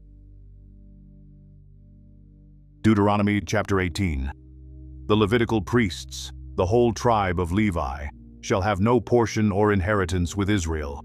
They shall eat the Lord's offerings by fire, and his portion. They shall have no inheritance among their countrymen. The Lord is their inheritance, as he promised them. Now this shall be the priest's due from the people, from those who offer a sacrifice, either an ox or a sheep, of which they shall give to the priest the shoulder, and the 2 cheeks, and the stomach. You shall give him the first fruits of your grain, your new wine, and your oil, and the first shearing of your sheep. For the Lord your God has chosen him and his sons from all your tribes, to stand and serve in the name of the Lord forever. Now, if a Levite comes from any of your towns throughout Israel where he resides, and comes whenever he desires to the place which the Lord chooses, then he shall serve in the name of the Lord his God, like all his fellow Levites who stand there before the Lord. They shall eat equal portions, except what they receive from the sale of their father's estates. When you enter the land which the Lord your God gives you, you shall not learn to imitate the detestable things of those nations. There shall not be found among you anyone who makes his son or his daughter pass through the fire, one who uses divination, one who practices witchcraft, or one who interprets omens, or a sorcerer, or one who casts a spell, or a medium, or a spiritist, or one who calls up the dead. For whoever does these things is detestable to the Lord, and because of these detestable things the Lord your God will drive them out before you. You shall be blameless before the Lord your God. For those nations, which you shall dispossess, listen to those who practice witchcraft and to diviners. But as for you, the Lord your God has not allowed you to do so. The Lord, your God, will raise up for you a prophet like me from among you. From your countrymen you shall listen to him. This is according to all that you asked of the Lord your God in Horeb on the day of the assembly, saying, Let me not hear again the voice of the Lord my God. Let me not see this great fire any more, or I will die. The Lord said to me, They have spoken well. I will raise up a prophet from among their countrymen like you, and I will put my words in his mouth, and he shall speak to them all that I command him. It shall come about that whoever will not listen to my words, which he shall speak in my name, I myself will require it of him. But the prophet who speaks a word presumptuously in my name, which I have not commanded him to speak, or which he speaks in the name of other gods, that prophet shall die. You may say in your heart, How will we know the word which the Lord has not spoken? When a prophet speaks in the name of the Lord, if the thing does not come about or come true, that is the thing which the Lord has not spoken. The prophet has spoken it presumptuously. You shall not be afraid of him. Deuteronomy chapter 19. When the Lord your God cuts off the nations, whose land the Lord your God gives you, and you dispossess them and settle in their cities and in their houses, you shall set aside 3 cities for yourself in the midst of your land, which the Lord your God gives you to possess. You shall prepare the roads for yourself, and divide into 3 parts the territory of your land, which the Lord your God will give you as a possession, so that any manslayer may flee there. Now this is the case of the manslayer who may flee there and live, when he kills his friend unintentionally, not hating him previously. as when a man goes into the forest with his friend to cut wood, and his hand swings the axe to cut down the tree, and the iron head slips off the handle and strikes his friend so that he dies. He may flee to one of these cities and live. Otherwise, the avenger of blood might pursue the manslayer in the heat of his anger, and overtake him, because the way is long, and take his life, though he was not deserving of death, since he had not hated him previously. Therefore I command you, saying, you shall set aside 3 cities for yourself. If the Lord your God enlarges your territory, just as he has sworn to your fathers, and gives you all the land which he promised to give your fathers. If you carefully observe all this commandment, which I command you today, to love the Lord your God, and to walk in his ways always, then you shall add 3 more cities for yourself, besides these 3. So innocent blood will not be shed in the midst of your land which the Lord your God gives you as an inheritance, and blood guiltiness be on you. But if there is a man who hates his neighbor and lies in wait for him and rises up against him and strikes him so that he dies, and he flees to one of these cities, then the elders of his city shall send and take him from there, and deliver him into the hand of the avenger of blood, that he may die. You shall not pity him, but you shall purge the blood of the innocent from Israel, that it may go well with you. You shall not move your neighbor's boundary mark, which the ancestors have set, in your inheritance which you will inherit in the land that the Lord your God gives you to possess. A single witness shall not rise up against a man on account of any iniquity or any sin which he has committed. On the evidence of 2 or 3 witnesses, a matter shall be confirmed. If a malicious witness rises up against a man to accuse him of wrongdoing, then both the men who have the dispute shall stand before the Lord, before the priests and the judges who will be in office in those days. The judges shall investigate thoroughly, and if the witness is a false witness, and he has accused his brother falsely, then you shall do to him just as he had intended to do to his brother. Thus you shall purge the evil from among you. The rest will hear and be afraid, and will never again do such an evil thing among you. Thus you shall not show pity, life for life, eye for eye, tooth for tooth, hand for hand, foot for foot. Deuteronomy chapter 20. When you go out to battle against your enemies and see horses and chariots and people more numerous than you, do not be afraid of them. For the Lord your God, who brought you up from the land of Egypt, is with you. When you are approaching the battle, the priest shall come near and speak to the people. He shall say to them, Hear, O Israel, you are approaching the battle against your enemies today. Do not be faint-hearted. Do not be afraid or panic or tremble before them. For the Lord your God is the one who goes with you to fight for you against your enemies, to save you. The officers also shall speak to the people, saying, Who is the man that has built a new house and has not dedicated it? Let him depart and return to his house. Otherwise he might die in the battle and another man would dedicate it. Who is the man that has planted a vineyard and has not begun to use its fruit? Let him depart and return to his house. Otherwise he might die in the battle, and another man would begin to use its fruit. And who is the man that is engaged to a woman and has not married her? Let him depart and return to his house. Otherwise he might die in the battle, and another man would marry her. Then the officers shall speak further to the people and say, Who is the man that is afraid and faint-hearted?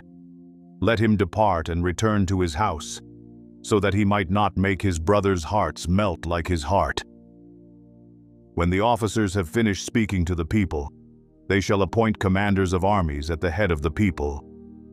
When you approach a city to fight against it, you shall offer it terms of peace. If it agrees to make peace with you and opens to you, then all the people who are found in it shall become your forced labor and shall serve you. However, if it does not make peace with you, but makes war against you, then you shall besiege it. When the Lord your God gives it into your hand, you shall strike all the men in it with the edge of the sword. Only the women and the children and the animals and all that is in the city, all its spoil, you shall take as booty for yourself, and you shall use the spoil of your enemies, which the Lord your God has given you. Thus you shall do to all the cities that are very far from you, which are not of the cities of these nations nearby. Only in the cities of these peoples, that the Lord your God is giving you as an inheritance, you shall not leave alive anything that breathes. But you shall utterly destroy them, the Hittite and the Amorite, the Canaanite and the Perizzite, the Hivite and the Jebusite, as the Lord your God has commanded you, so that they may not teach you to do according to all their detestable things, which they have done for their gods, so that you would sin against the Lord your God. When you besiege a city a long time, to make war against it in order to capture it, you shall not destroy its trees by swinging an axe against them, for you may eat from them, and you shall not cut them down. For is the tree of the field a man, that it should be besieged by you? Only the trees which you know are not fruit trees you shall destroy and cut down, that you may construct siege works against the city that is making war with you until it falls. Deuteronomy chapter 21. If a slain person is found lying in the open country in the land which the Lord your God gives you to possess, and it is not known who has struck him, then your elders and your judges shall go out and measure the distance to the cities which are around the slain one. It shall be that the city which is nearest to the slain man, that is, the elders of that city, shall take a heifer of the herd, which has not been worked, and which has not pulled in a yoke, and the elders of that city shall bring the heifer down to a valley with running water, which has not been plowed or sown, and shall break the heifer's neck there in the valley. Then the priests, the sons of Levi, shall come near, for the Lord your God has chosen them to serve him and to bless in the name of the Lord, and every dispute and every assault shall be settled by them. All the elders of that city which is nearest to the slain man shall wash their hands over the heifer whose neck was broken in the valley. And they shall answer and say, Our hands did not shed this blood, nor did our eyes see it. Forgive your people Israel, whom you have redeemed, O Lord, and do not place the guilt of innocent blood in the midst of your people Israel, and the blood guiltiness shall be forgiven them. So you shall remove the guilt of innocent blood from your midst, when you do what is right in the eyes of the Lord. When you go out to battle against your enemies, and the Lord your God delivers them into your hands, and you take them away captive, and see among the captives a beautiful woman, and have a desire for her, and would take her as a wife for yourself, then you shall bring her home to your house, and she shall shave her head and trim her nails. She shall also remove the clothes of her captivity, and shall remain in your house, and mourn her father and mother a full month. And after that you may go into her and be her husband, and she shall be your wife. It shall be, if you are not pleased with her, then you shall let her go wherever she wishes. But you shall certainly not sell her for money. You shall not mistreat her, because you have humbled her. If a man has two wives, the one loved and the other unloved, and both the loved and the unloved have borne him sons, if the firstborn son belongs to the unloved, then it shall be in the day he wills what he has to his sons. He cannot make the son of the loved the firstborn before the son of the unloved, who is the firstborn. But he shall acknowledge the firstborn, the son of the unloved, by giving him a double portion of all that he has, for he is the beginning of his strength. To him belongs the right of the firstborn. If any man has a stubborn and rebellious son, who will not obey his father or his mother, and when they chastise him, he will not even listen to them, then his father and mother shall seize him, and bring him out to the elders of his city at the gateway of his hometown. They shall say to the elders of his city, This son of ours is stubborn and rebellious. He will not obey us. He is a glutton and a drunkard. Then all the men of his city shall stone him to death. So you shall remove the evil from your midst, and all Israel will hear of it, and fear. If a man has committed a sin worthy of death, and he is put to death, and you hang him on a tree, his corpse shall not hang all night on the tree, but you shall surely bury him on the same day. For he who is hanged is accursed of God. So that you do not defile your land which the Lord your God gives you as an inheritance. Deuteronomy chapter 22. You shall not see your countryman's ox or his sheep straying away, and pay no attention to them. You shall certainly bring them back to your countryman. If your countryman is not near you, or if you do not know him, then you shall bring it home to your house, and it shall remain with you until your countryman looks for it. Then you shall restore it to him. Thus you shall do with his donkey, and you shall do the same with his garment, and you shall do likewise with anything lost by your countryman, which he has lost, and you have found. You are not allowed to neglect them. You shall not see your countryman's donkey or his ox fallen down on the way, and pay no attention to them. You shall certainly help him to raise them up. A woman shall not wear man's clothing, nor shall a man put on a woman's clothing, for whoever does these things is an abomination to the Lord your God. If you happen to come upon a bird's nest along the way, in any tree or on the ground, with young ones or eggs, and the mother sitting on the young or on the eggs, you shall not take the mother with the young. You shall certainly let the mother go, but the young you may take for yourself, in order that it may be well with you, and that you may prolong your days. When you build a new house, you shall make a parapet for your roof, so that you will not bring blood guilt on your house if anyone falls from it. You shall not sow your vineyard with two kinds of seed, or all the produce of the seed which you have sown, and the increase of the vineyard will become defiled. You shall not plow with an ox and a donkey together. You shall not wear a material mixed of wool and linen together. You shall make yourself tassels on the four corners of your garment, with which you cover yourself. If any man takes a wife and goes into her and then turns against her, and charges her with shameful deeds, and publicly defames her and says, I took this woman, but when I came near her, I did not find her a virgin. Then the girl's father and her mother shall take and bring out the evidence of the girl's virginity to the elders of the city at the gate. The girl's father shall say to the elders, I gave my daughter to this man for a wife, but he turned against her. And behold, he has charged her with shameful deeds, saying, I did not find your daughter a virgin. But this is the evidence of my daughter's virginity. And they shall spread the garment before the elders of the city.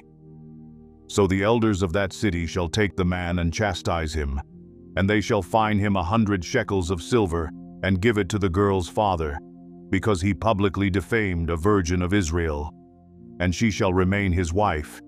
He cannot divorce her all his days.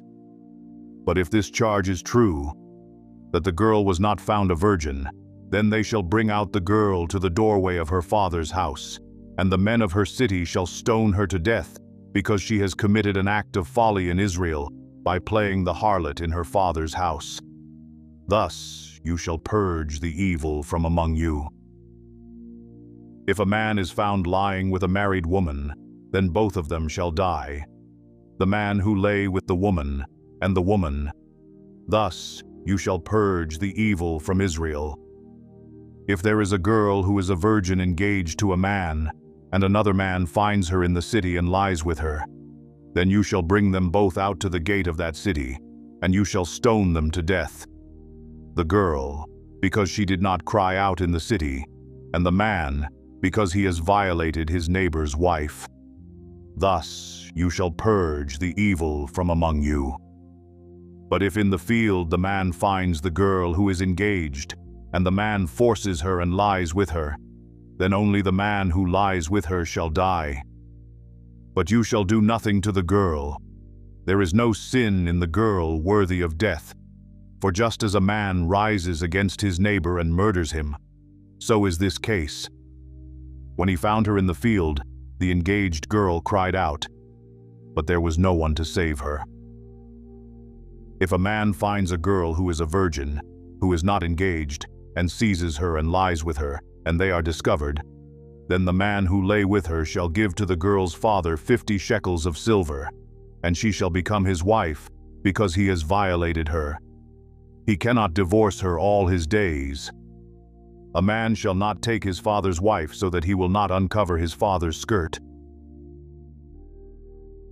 Deuteronomy chapter 23. No one who is emasculated or has his male organ cut off shall enter the assembly of the Lord. No one of illegitimate birth shall enter the assembly of the Lord. None of his descendants, even to the 10th generation, shall enter the assembly of the Lord. No Ammonite or Moabite shall enter the assembly of the Lord. None of their descendants, even to the 10th generation, shall ever enter the assembly of the Lord.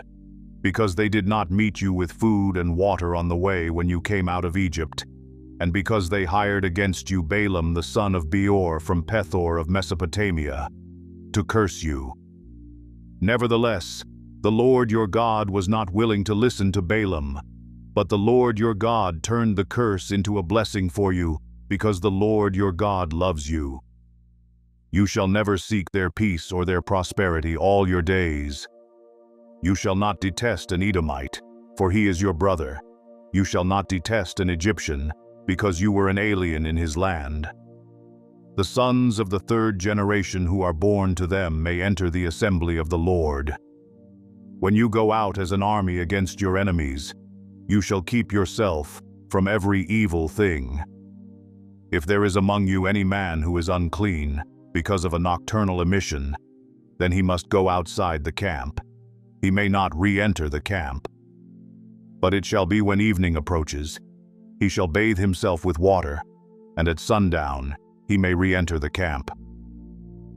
You shall also have a place outside the camp and go out there, and you shall have a spade among your tools, and it shall be when you sit down outside, you shall dig with it, and shall turn to cover up your excrement. Since the Lord your God walks in the midst of your camp to deliver you and to defeat your enemies before you, therefore your camp must be holy, and he must not see anything indecent among you, or he will turn away from you. You shall not hand over to his master a slave who has escaped from his master to you. He shall live with you in your midst, in the place which he shall choose in one of your towns where it pleases him. You shall not mistreat him. None of the daughters of Israel shall be a cult prostitute, nor shall any of the sons of Israel be a cult prostitute.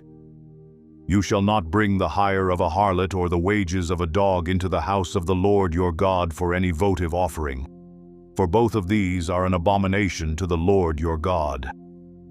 You shall not charge interest to your countrymen, interest on money, food, or anything that may be loaned at interest.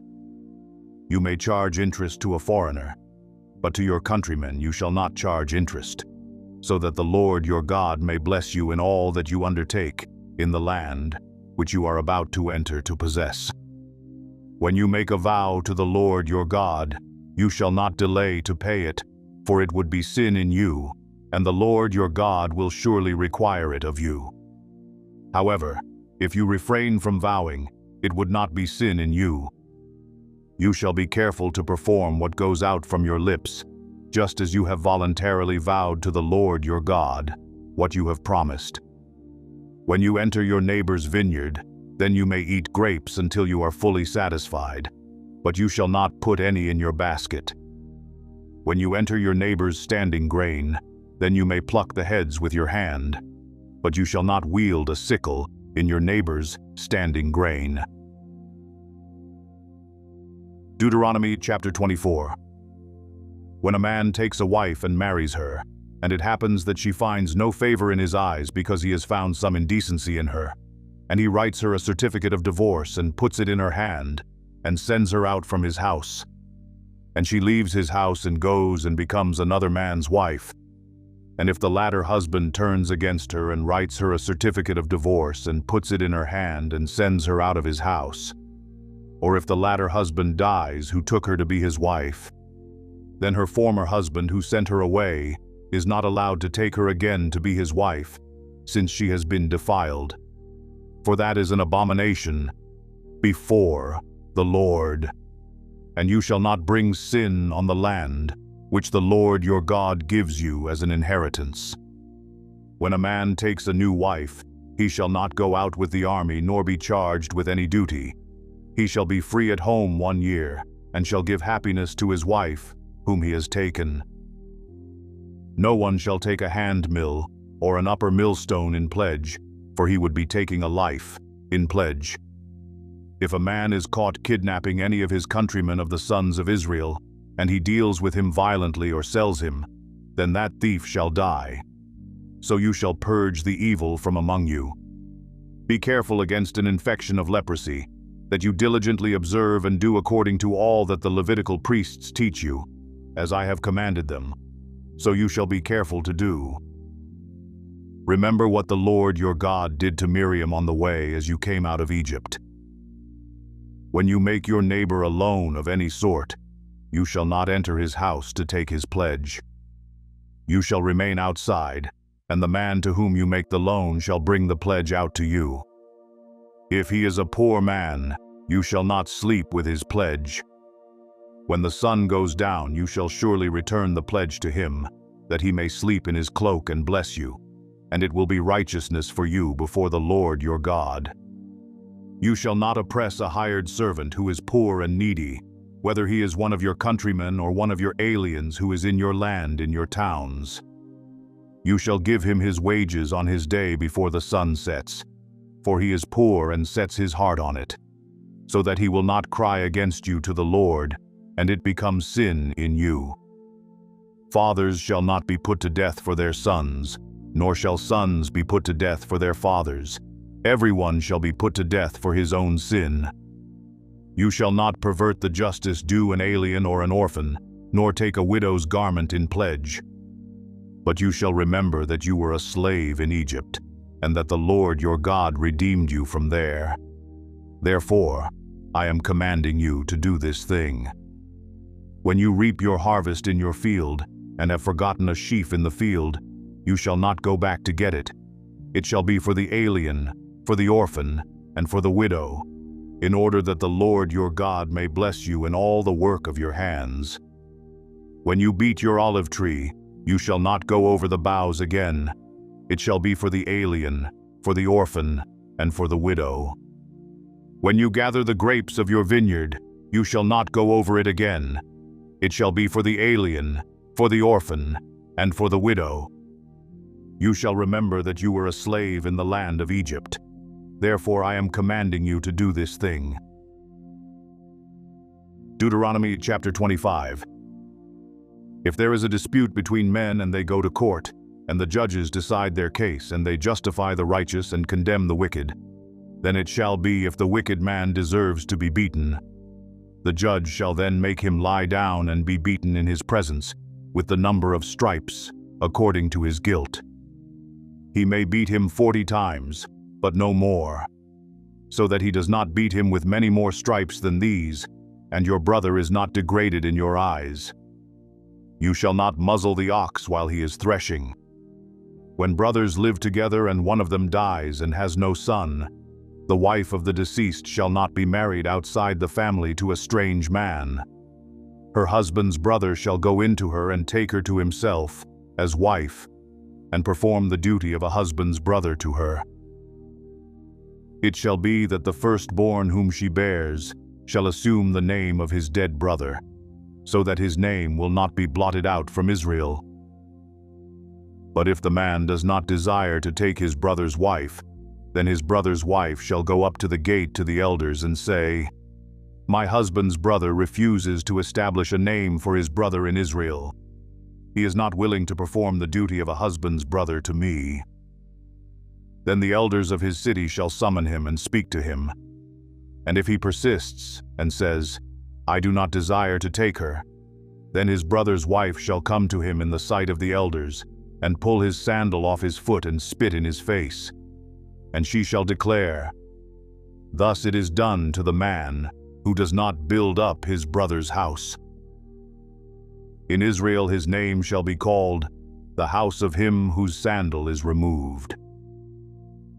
If two men, a man and his countryman, are struggling together, and the wife of one comes near to deliver her husband from the hand of the one who is striking him, and puts out her hand, and seizes his genitals, then you shall cut off her hand. You shall not show pity. You shall not have in your bag differing weights, a large and a small. You shall not have in your house differing measures, a large and a small. You shall have a full and just weight. You shall have a full and just measure, that your days may be prolonged in the land which the Lord your God gives you. For everyone who does these things, everyone who acts unjustly is an abomination to the Lord your God. Remember what Amalek did to you along the way when you came out from Egypt, how he met you along the way, and attacked among you all the stragglers at your rear when you were faint and weary. And he did not fear God. Therefore it shall come about when the Lord your God has given you rest from all your surrounding enemies, in the land which the Lord your God gives you as an inheritance to possess. You shall blot out the memory of Amalek from under heaven. You must not forget. Deuteronomy chapter 26. Then it shall be, when you enter the land which the Lord your God gives you as an inheritance, and you possess it and live in it, that you shall take some of the first of all the produce of the ground which you bring in from your land, that the Lord your God gives you, and you shall put it in a basket, and go to the place where the Lord your God chooses to establish his name. You shall go to the priest who is in office at that time and say to him, I declare this day to the Lord my God, that I have entered the land which the Lord swore to our fathers to give us. Then the priest shall take the basket from your hand, and set it down before the altar of the Lord your God. You shall answer and say before the Lord your God, My father was a wandering Aramean, and he went down to Egypt and sojourned there, few in number. But there he became a great, mighty, and populous nation. And the Egyptians treated us harshly and afflicted us, and imposed hard labor on us. Then we cried to the Lord, the God of our fathers, and the Lord heard our voice and saw our affliction, and our toil, and our oppression. And the Lord brought us out of Egypt with a mighty hand and an outstretched arm, and with great terror, and with signs and wonders. And he has brought us to this place and has given us this land, a land flowing with milk and honey. Now behold, I have brought the first of the produce of the ground which you, O Lord, have given me. And you shall set it down before the Lord your God, and worship before the Lord your God. And you and the Levite and the alien who is among you shall rejoice in all the good which the Lord your God has given you and your household. When you have finished paying all the tithe of your increase in the 3rd year, the year of tithing, then you shall give it to the Levite, to the stranger, to the orphan, and to the widow, that they may eat in your towns and be satisfied. You shall say before the Lord your God, I have removed the sacred portion from my house, and also have given it to the Levite and the alien, the orphan and the widow, according to all your commandments, which you have commanded me. I have not transgressed or forgotten any of your commandments. I have not eaten of it while mourning, nor have I removed any of it while I was unclean, nor offered any of it to the dead. I have listened to the voice of the Lord my God. I have done according to all that you have commanded me. Look down from your holy habitation, from heaven, and bless your people Israel, and the ground which you have given us, a land flowing with milk and honey, as you swore to our fathers.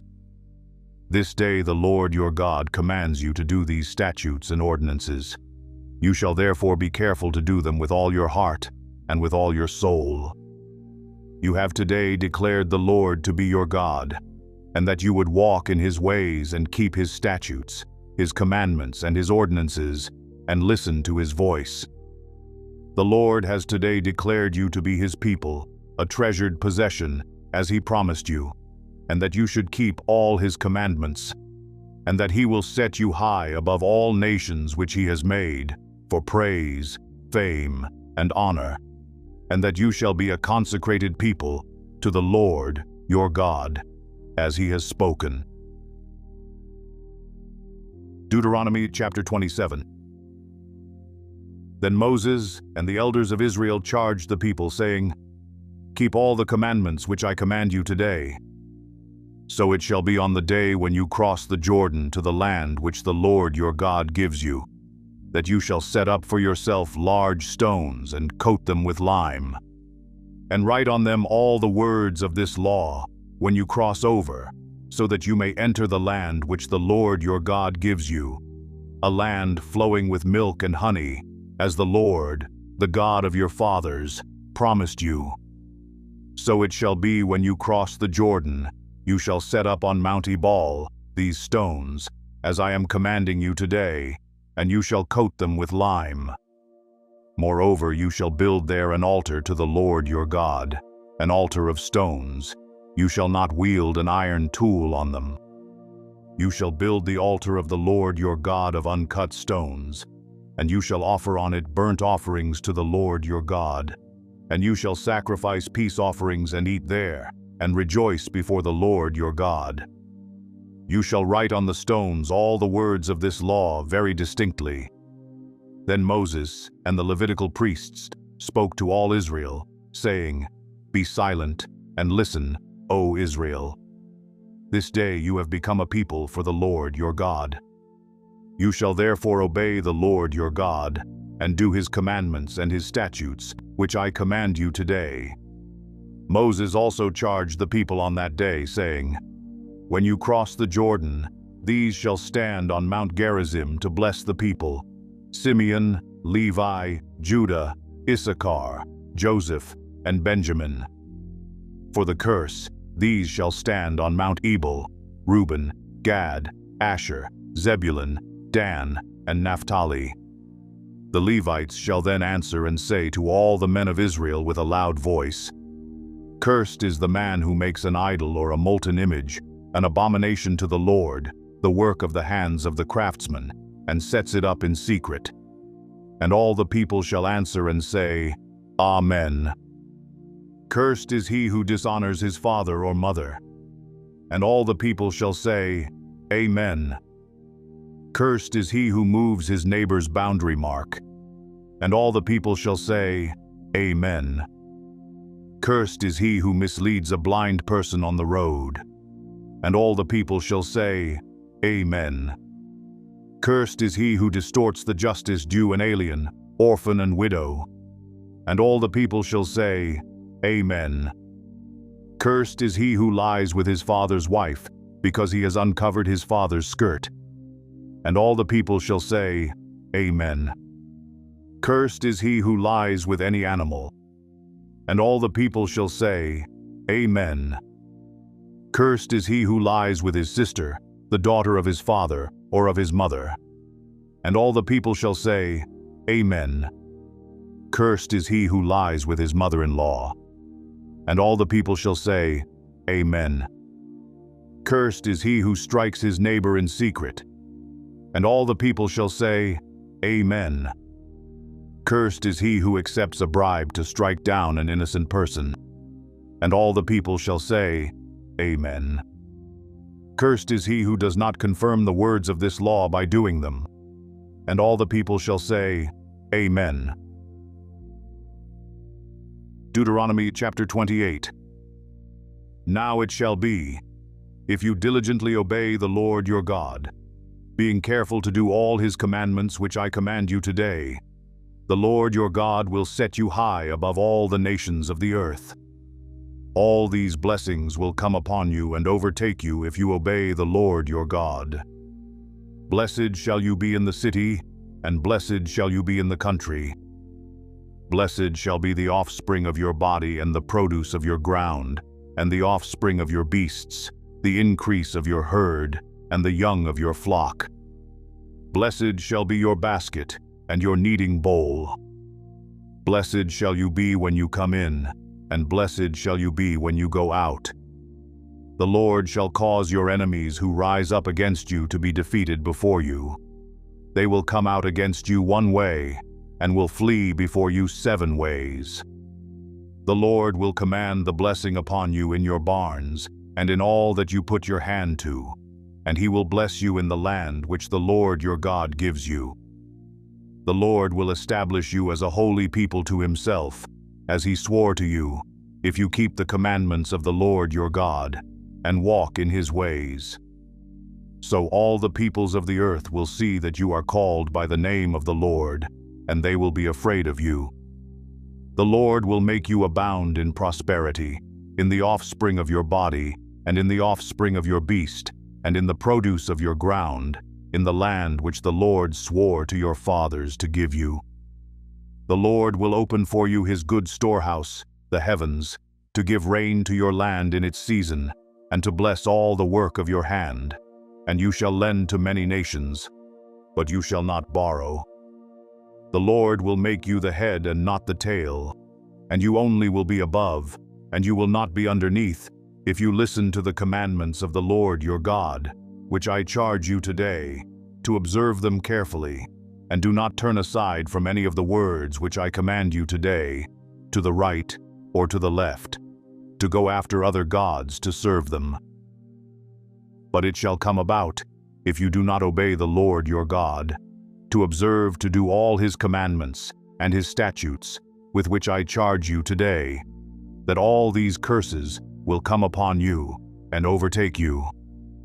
Cursed shall you be in the city, and cursed shall you be in the country. Cursed shall be your basket and your kneading bowl. Cursed shall be the offspring of your body, and the produce of your ground, the increase of your herd, and the young of your flock. Cursed shall you be when you come in, and cursed shall you be when you go out. The Lord will send upon you curses, confusion, and rebuke in all you undertake to do, until you are destroyed, and until you perish quickly, on account of the evil of your deeds, because you have forsaken me. The Lord will make the pestilence cling to you until he has consumed you from the land where you are entering to possess it. The Lord will smite you with consumption, and with fever, and with inflammation, and with fiery heat, and with the sword, and with blight, and with mildew, and they will pursue you until you perish. The heaven which is over your head shall be bronze, and the earth which is under you, iron. The Lord will make the rain of your land powder and dust. From heaven it shall come down on you until you are destroyed. The Lord shall cause you to be defeated before your enemies. You will go out one way against them, but you will flee 7 ways before them, and you will be an example of terror to all the kingdoms of the earth. Your carcasses will be food to all birds of the sky and to the beasts of the earth, and there will be no one to frighten them away. The Lord will smite you with the boils of Egypt, and with tumors, and with the scab, and with the itch, from which you cannot be healed. The Lord will smite you with madness, and with blindness, and with bewilderment of heart, and you will grope at noon, as the blind man gropes in darkness, and you will not prosper in your ways.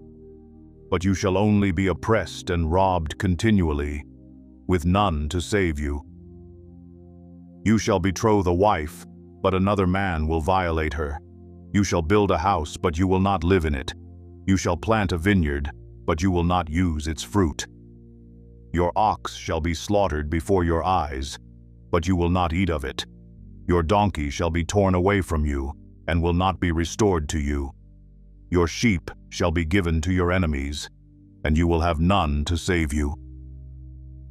Your sons and your daughters shall be given to another people, while your eyes look on and yearn for them continually. But there will be nothing you can do. A people whom you do not know shall eat up the produce of your ground, and all your labors, and you will never be anything but oppressed and crushed continually. You shall be driven mad by the sight of what you see. The Lord will strike you on the knees and legs with sore boils, from which you cannot be healed, from the sole of your foot to the crown of your head. The Lord will bring you and your king, whom you set over you, to a nation which neither you nor your fathers have known, and there you shall serve other gods, wood and stone. You shall become a horror, a proverb and a taunt among all the people where the Lord drives you. You shall bring out much seed to the field, but you will gather in little, for the locust will consume it. You shall plant and cultivate vineyards, but you will neither drink of the wine nor gather the grapes, for the worm will devour them. You shall have olive trees throughout your territory, but you will not anoint yourself with the oil, for your olives will drop off. You shall have sons and daughters, but they will not be yours, for they will go into captivity. The cricket shall possess all your trees and the produce of your ground. The alien who is among you shall rise above you higher and higher, but you will go down lower and lower. He shall lend to you, but you will not lend to him. He shall be the head, and you will be the tail. So all these curses shall come on you and pursue you and overtake you until you are destroyed, because you would not obey the Lord your God by keeping his commandments and his statutes, which he commanded you. They shall become a sign and a wonder on you and your descendants forever. Because you did not serve the Lord your God with joy and a glad heart, for the abundance of all things. Therefore you shall serve your enemies whom the Lord will send against you, in hunger, in thirst, in nakedness, and in the lack of all things. And he will put an iron yoke on your neck until he has destroyed you. The Lord will bring a nation against you from afar, from the end of the earth, as the eagle swoops down, a nation whose language you shall not understand, a nation of fierce countenance who will have no respect for the old, nor show favor to the young. Moreover, it shall eat the offspring of your herd and the produce of your ground until you are destroyed, who also leaves you no grain, new wine or oil, nor the increase of your herd or the young of your flock until they have caused you to perish. It shall besiege you in all your towns until your high and fortified walls in which you trusted come down throughout your land. And it shall besiege you in all your towns throughout your land, which the Lord your God has given you. Then you shall eat the offspring of your own body, the flesh of your sons and of your daughters whom the Lord your God has given you, during the siege and the distress by which your enemy will oppress you. The man who is refined and very delicate among you shall be hostile toward his brother, and toward the wife he cherishes, and toward the rest of his children who remain, so that he will not give even one of them any of the flesh of his children which he will eat, since he has nothing else left, during the siege and the distress by which your enemy will oppress you in all your towns. The refined and delicate woman among you, who would not venture to set the sole of her foot on the ground, for delicateness and refinement, shall be hostile toward the husband she cherishes, and toward her son and daughter, and toward her afterbirth which issues from between her legs, and toward her children whom she bears. For she will eat them secretly for lack of anything else, during the siege and the distress by which your enemy will oppress you in your towns. If you are not careful to observe all the words of this law which are written in this book, to fear this honored and awesome name, the Lord your God, then the Lord will bring extraordinary plagues on you and your descendants, even severe and lasting plagues, and miserable and chronic sicknesses. He will bring back on you all the diseases of Egypt of which you were afraid, and they will cling to you. Also every sickness and every plague which, not written in the book of this law, the Lord will bring on you until you are destroyed. Then you shall be left few in number, whereas you were as numerous as the stars of heaven, because you did not obey the Lord your God. It shall come about that as the Lord delighted over you to prosper you and multiply you, so the Lord will delight over you to make you perish and destroy you, and you will be torn from the land where you are entering to possess it. Moreover, the Lord will scatter you among all peoples, from one end of the earth to the other end of the earth. and there you shall serve other gods, wood and stone, which you or your fathers have not known. Among those nations you shall find no rest, and there will be no resting place for the sole of your foot. But there the Lord will give you a trembling heart, failing of eyes, and despair of soul. So your life shall hang in doubt before you, and you will be in dread night and day, and shall have no assurance of your life.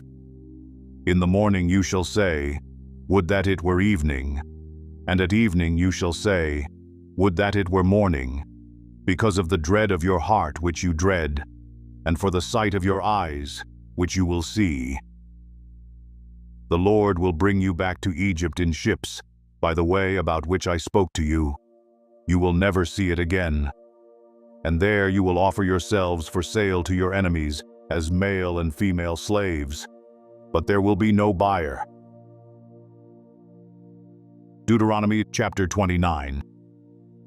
These are the words of the covenant which the Lord commanded Moses to make with the sons of Israel in the land of Moab, besides the covenant which he had made with them at Horeb. And Moses summoned all Israel and said to them, You have seen all that the Lord did before your eyes in the land of Egypt to Pharaoh, and all his servants, and all his land, the great trials which your eyes have seen, those great signs and wonders. Yet to this day the Lord has not given you a heart to know, nor eyes to see, nor ears to hear. I have led you 40 years in the wilderness. Your clothes have not worn out on you, and your sandal has not worn out on your foot. You have not eaten bread, nor have you drunk wine or strong drink, in order that you might know that I am the Lord your God. When you reached this place, Sihon the king of Heshbon and Og the king of Bashan came out to meet us for battle. But we defeated them, and we took their land and gave it as an inheritance to the Reubenites, the Gadites, and the half-tribe of the Manassites. So keep the words of this covenant to do them, that you may prosper in all that you do. You stand today, all of you, before the Lord your God, your chiefs, your tribes, your elders, and your officers, even all the men of Israel, your little ones, your wives, and the alien who is within your camps, from the one who chops your wood to the one who draws your water, that you may enter into the covenant with the Lord your God, and into his oath which the Lord your God is making with you today, in order that he may establish you today as his people, and that he may be your God, just as he spoke to you and as he swore to your fathers, to Abraham, Isaac, and Jacob. Now not with you alone am I making this covenant and this oath, but both with those who stand here with us today, in the presence of the Lord our God, and with those who are not with us here today. For you know how we lived in the land of Egypt, and how we came through the midst of the nations through which you passed. Moreover, you have seen their abominations and their idols of wood, stone, silver, and gold, which they had with them, so that there will not be among you a man or woman, or family or tribe, whose heart turns away today from the Lord our God, to go and serve the gods of those nations, that there will not be among you a root bearing poisonous fruit and wormwood. It shall be when he hears the words of this curse, that he will boast, saying, I have peace though I walk in the stubbornness of my heart, in order to destroy the watered land with the dry. The Lord shall never be willing to forgive him, but rather the anger of the Lord and his jealousy will burn against that man, and every curse which is written in this book will rest on him, and the Lord will blot out his name from under heaven. Then the Lord will single him out for adversity from all the tribes of Israel, according to all the curses of the covenant, which are written in this book of the law. Now the generation to come, your sons who rise up after you and the foreigner who comes from a distant land, when they see the plagues of the land and the diseases with which the Lord has afflicted it, will say, All its land is brimstone and salt, a burning waste, unsown and unproductive, and no grass grows in it, like the overthrow of Sodom and Gomorrah, Admah and Zeboim, which the Lord overthrew in his anger, and in his wrath. All the nations will say, "Why has the Lord done thus to this land? Why this great outburst of anger?" Then men will say, "Because they forsook the covenant of the Lord, the God of their fathers, which he made with them when he brought them out of the land of Egypt. They went and served other gods and worshipped them, gods whom they have not known, and whom he had not allotted to them. Therefore, the anger of the Lord burned against that land, to bring upon it every curse which is written in this book. And the Lord uprooted them from their land in anger and in fury and in great wrath, and cast them into another land, as it is this day. The secret things belong to the Lord our God, but the things revealed belong to us and to our sons forever, that we may observe all the words of this law. Deuteronomy chapter 30. So it shall be when all of these things have come upon you, the blessing and the curse which I have set before you, and you call them to mind in all nations where the Lord your God has banished you. And you return to the Lord your God, and obey him with all your heart and soul, according to all that I command you today, you and your sons.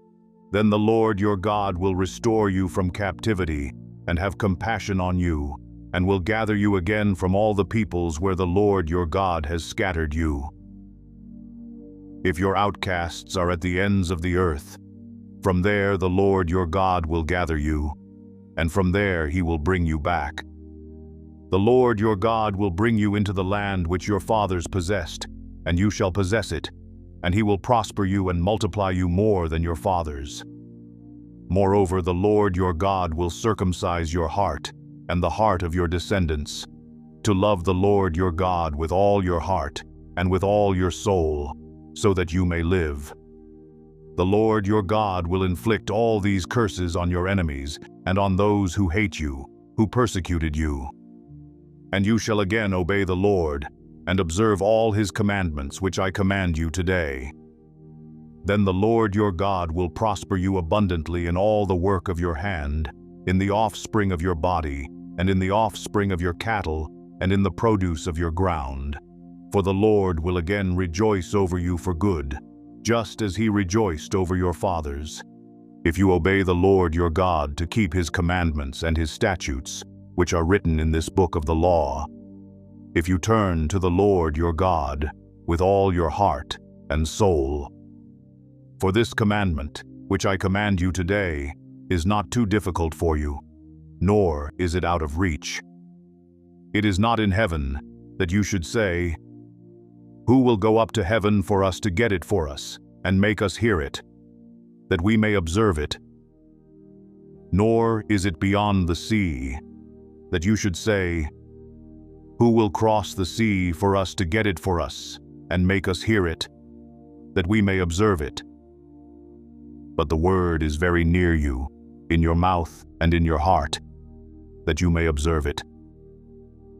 See, I have set before you today life and prosperity, and death and adversity, in that I command you today to love the Lord your God, to walk in his ways and to keep his commandments and his statutes and his judgments, that you may live and multiply, and that the Lord your God may bless you in the land where you are entering to possess it.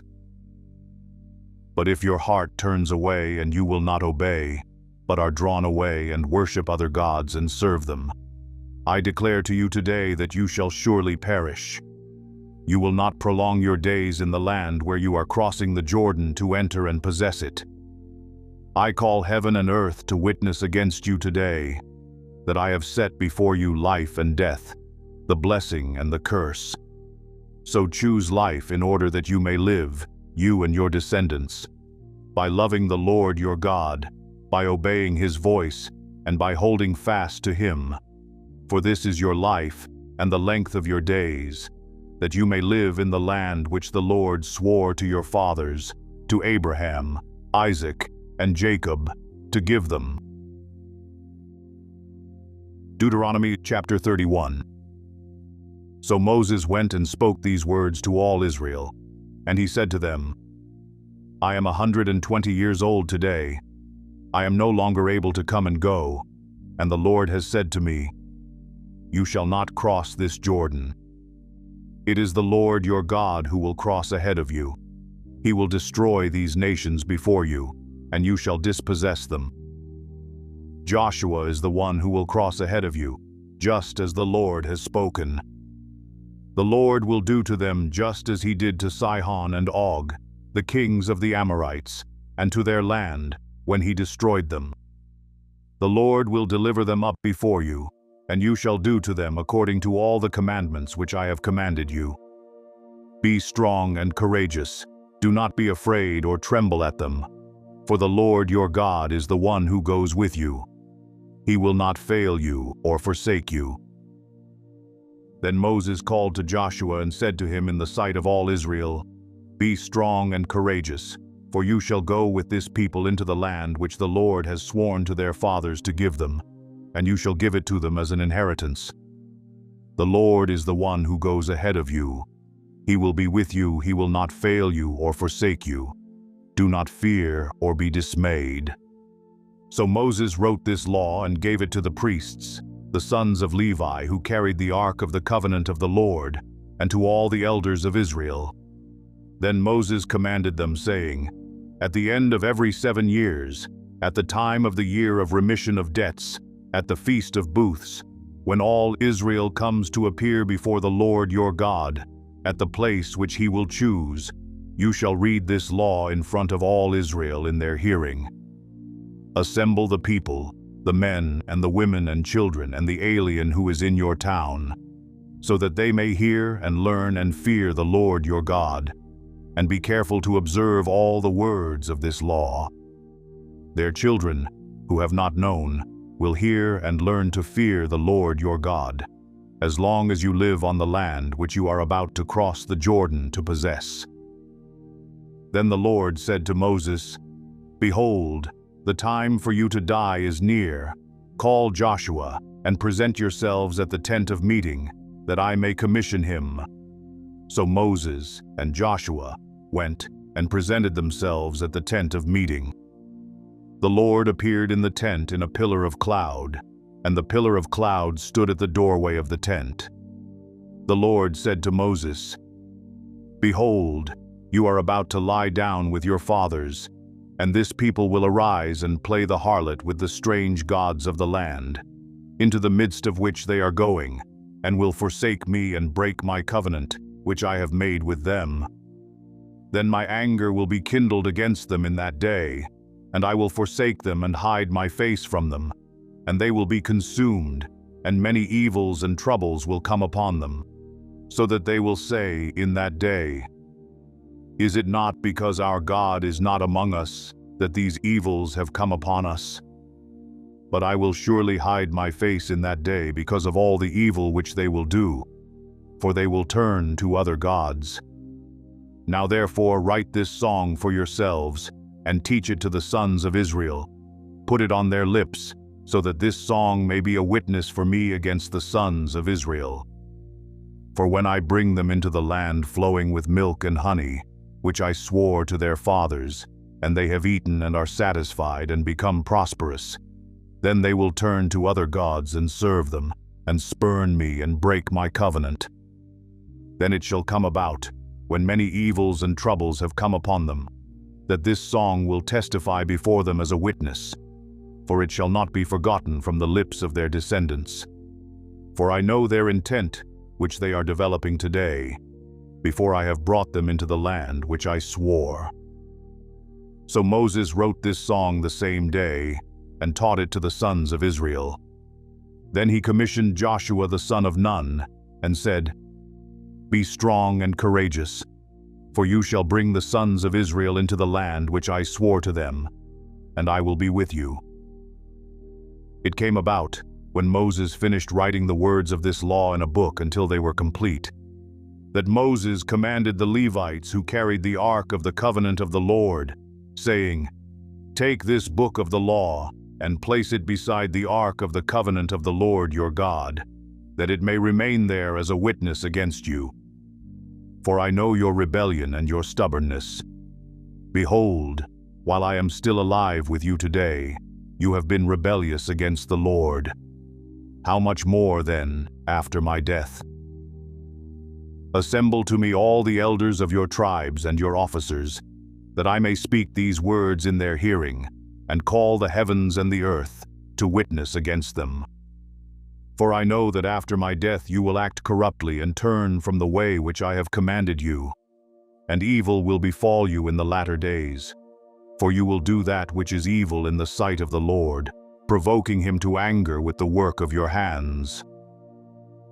Then Moses spoke in the hearing of all the assembly of Israel the words of this song, until they were complete. Deuteronomy chapter 32. Give ear, O heavens, and let me speak, and let the earth hear the words of my mouth. Let my teaching drop as the rain, my speech distill as the dew, as the droplets on the fresh grass, and as the showers on the herb. For I proclaim the name of the Lord, ascribe greatness to our God. The rock. His work is perfect, for all his ways are just. A God of faithfulness and without injustice, righteous and upright is he. They have acted corruptly toward him. They are not his children because of their defect, but are a perverse and crooked generation. Do you thus repay the Lord, O foolish and unwise people? Is not he your father who has bought you? He has made you and established you. Remember the days of old. Consider the years of all generations. Ask your father, and he will inform you, your elders, and they will tell you. When the Most High gave the nations their inheritance, when he separated the sons of man, he set the boundaries of the peoples, according to the number of the sons of Israel. For the Lord's portion is his people, Jacob is the allotment of his inheritance. He found him in a desert land, and in the howling waste of a wilderness. He encircled him, he cared for him, he guarded him as the pupil of his eye. Like an eagle that stirs up its nest, that hovers over its young, he spread his wings and caught them, he carried them on his pinions. The Lord alone guided him, and there was no foreign god with him. He made him ride on the high places of the earth, and he ate the produce of the field, and he made him suck honey from the rock, and oil from the flinty rock, curds of cows, and milk of the flock, with fat of lambs, and rams, the breed of Bashan, and goats, with the finest of the wheat, and of the blood of grapes you drank wine. But Jeshurun grew fat and kicked. You are grown fat, thick and sleek. Then he forsook God who made him, and scorned the rock of his salvation. They made him jealous with strange gods. With abominations they provoked him to anger. They sacrificed to demons who were not God, to gods whom they have not known, new gods who came lately, whom your fathers did not dread. You neglected the rock who begot you, and forgot the God who gave you birth. The Lord saw this, and spurned them because of the provocation of his sons and daughters. Then he said, I will hide my face from them. I will see what their end shall be. For they are a perverse generation, sons in whom is no faithfulness. They have made me jealous with what is not God. They have provoked me to anger with their idols. So I will make them jealous with those who are not a people. I will provoke them to anger with a foolish nation, for a fire is kindled in my anger, and burns to the lowest part of Sheol, and consumes the earth with its yield, and sets on fire the foundations of the mountains. I will heap misfortunes on them. I will use my arrows on them. They will be wasted by famine, and consumed by plague and bitter destruction. And the teeth of beasts I will send upon them, with the venom of crawling things of the dust. Outside the sword will bereave, and inside terror. Both young man and virgin, the nursling with the man of gray hair. I would have said, I will cut them to pieces. I will remove the memory of them from men. Had I not feared the provocation by the enemy, that their adversaries would misjudge, that they would say, our hand is triumphant, and the Lord has not done all this. for they are a nation lacking in counsel, and there is no understanding in them. Would that they were wise, that they understood this, that they would discern their future. How could one chase 1,000, and two put 10,000 to flight, unless their rock had sold them, and the Lord had given them up? Indeed, their rock is not like our rock. Even our enemies themselves judge this. For their vine is from the vine of Sodom, and from the fields of Gomorrah. Their grapes are grapes of poison, their clusters bitter. Their wine is the venom of serpents, and the deadly poison of cobras. Is it not laid up in store with me, sealed up in my treasuries? Vengeance is mine, and retribution. In due time their foot will slip, for the day of their calamity is near, and the impending things are hastening upon them. For the Lord will vindicate his people, and will have compassion on his servants, when he sees that their strength is gone, and there is none remaining, bond or free. And he will say, "Where are their gods, the rock in which they sought refuge? Who ate the fat of their sacrifices, and drank the wine of their drink offering? Let them rise up and help you. Let them be your hiding place. See now that I am he, and there is no God besides me. It is I who put to death and give life I have wounded, and it is I who heal, and there is no one who can deliver from my hand. Indeed, I lift up my hand to heaven, and say, as I live forever, if I sharpen my flashing sword, and my hand takes hold on justice, I will render vengeance on my adversaries, and I will repay those who hate me. I will make my arrows drunk with blood, and my sword will devour flesh, with the blood of the slain and the captives, from the long-haired leaders of the enemy. Rejoice, O nations, with his people, for he will avenge the blood of his servants, and will render vengeance on his adversaries, and will atone for his land and his people." Then Moses came and spoke all the words of this song in the hearing of the people, he, with Joshua the son of Nun. When Moses had finished speaking all these words to all Israel, he said to them, "Take to your heart all the words with which I am warning you today, which you shall command your sons to observe carefully, even all the words of this law. For it is not an idle word for you, indeed it is your life, and by this word you will prolong your days in the land, which you are about to cross the Jordan to possess." The Lord spoke to Moses that very same day, saying, "Go up to this mountain of the Abarim, Mount Nebo, which is in the land of Moab opposite Jericho, and look at the land of Canaan, which I am giving to the sons of Israel for a possession. Then die on the mountain where you ascend, and be gathered to your people, as Aaron your brother died on Mount Hor, and was gathered to his people, because you broke faith with me in the midst of the sons of Israel, at the waters of Meribah Kadesh, in the wilderness of Zin, because you did not treat me as holy in the midst of the sons of Israel. For you shall see the land at a distance, but you shall not go there, into the land which I am giving the sons of Israel." Deuteronomy chapter 33. Now this is the blessing with which Moses, the man of God, blessed the sons of Israel before his death. He said, "The Lord came from Sinai, and dawned on them from Seir. He shone forth from Mount Paran, and he came from the midst of 10,000 holy ones. At his right hand there was flashing lightning for them. Indeed, he loves the people. All your holy ones are in your hand, and they followed in your steps. Everyone receives of your words." Moses charged us with a law, a possession for the assembly of Jacob. And he was king in Jeshurun, when the heads of the people were gathered, the tribes of Israel together. May Reuben live and not die, nor his men be few. And this regarding Judah.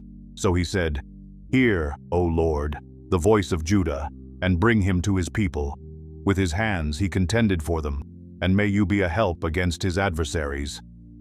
Of Levi he said, Let your Thummim and your Urim belong to your godly man, whom you proved at Massa, with whom you contended at the waters of Meribah, who said of his father and his mother, I did not consider them.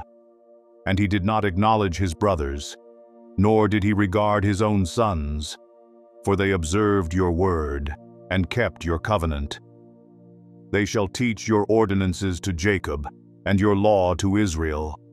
They shall put incense before you, and whole burnt offerings on your altar. O Lord, bless his substance, and accept the work of his hands. Shatter the loins of those who rise up against him, and those who hate him, so that they will not rise again. Of Benjamin he said, May the beloved of the Lord dwell in security by him, who shields him all the day, and he dwells between his shoulders. Of Joseph he said, Blessed of the Lord be his land, with the choice things of heaven, with the dew, and from the deep lying beneath, and with the choice yield of the sun, and with the choice produce of the months, and with the best things of the ancient mountains, and with the choice things of the everlasting hills, and with the choice things of the earth and its fullness, and the favor of him who dwelt in the bush. Let it come to the head of Joseph, and to the crown of the head of the one distinguished among his brothers. As the firstborn of his ox, majesty is his, and his horns are the horns of the wild ox. With them he will push the peoples, all at once, to the ends of the earth. And those are the 10,000s of Ephraim, and those are the thousands of Manasseh. Of Zebulun he said, Rejoice, Zebulun, in your going forth, and Issachar, in your tents. They will call peoples to the mountain. There they will offer righteous sacrifices, for they will draw out the abundance of the seas, and the hidden treasures of the sand. Of Gad he said, Blessed is the one who enlarges Gad. He lies down as a lion, and tears the arm, also the crown of the head. Then he provided the first part for himself, for there the ruler's portion was reserved, and he came with the leaders of the people. He executed the justice of the Lord, and his ordinances with Israel. Of Dan he said, Dan is a lion's whelp that leaps forth from Bashan. Of Naphtali he said, O Naphtali, satisfied with favor, and full of the blessing of the Lord, take possession of the sea and the south. Of Asher he said, More blessed than sons is Asher. May he be favored by his brothers, and may he dip his foot in oil.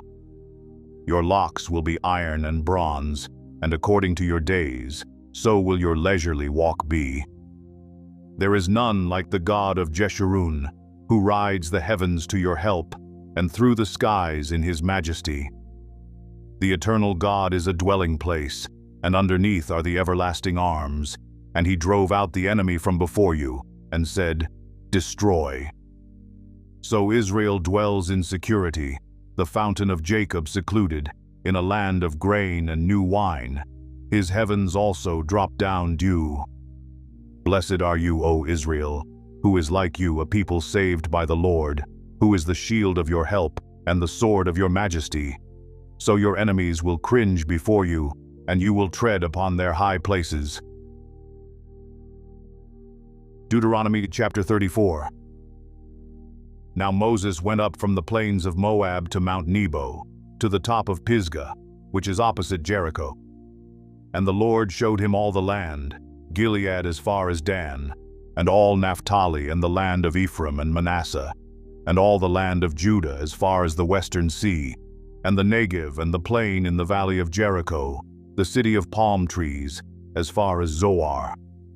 Then the Lord said to him, This is the land which I swore to Abraham, Isaac, and Jacob, saying, I will give it to your descendants. I have let you see it with your eyes, but you shall not go over there.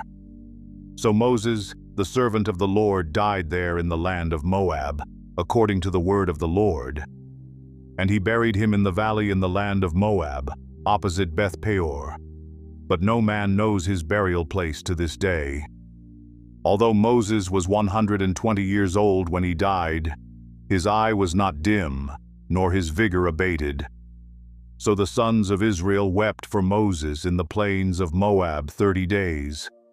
Then the days of weeping and mourning for Moses came to an end. Now Joshua the son of Nun was filled with the spirit of wisdom, for Moses had laid his hands on him, and the sons of Israel listened to him and did as the Lord had commanded Moses. Since that time no prophet has risen in Israel like Moses, whom the Lord knew face to face. For all the signs and wonders which the Lord sent him to perform in the land of Egypt against Pharaoh, all his servants, and all his land, and for all the mighty power, and for all the great terror which Moses performed in the sight of all Israel.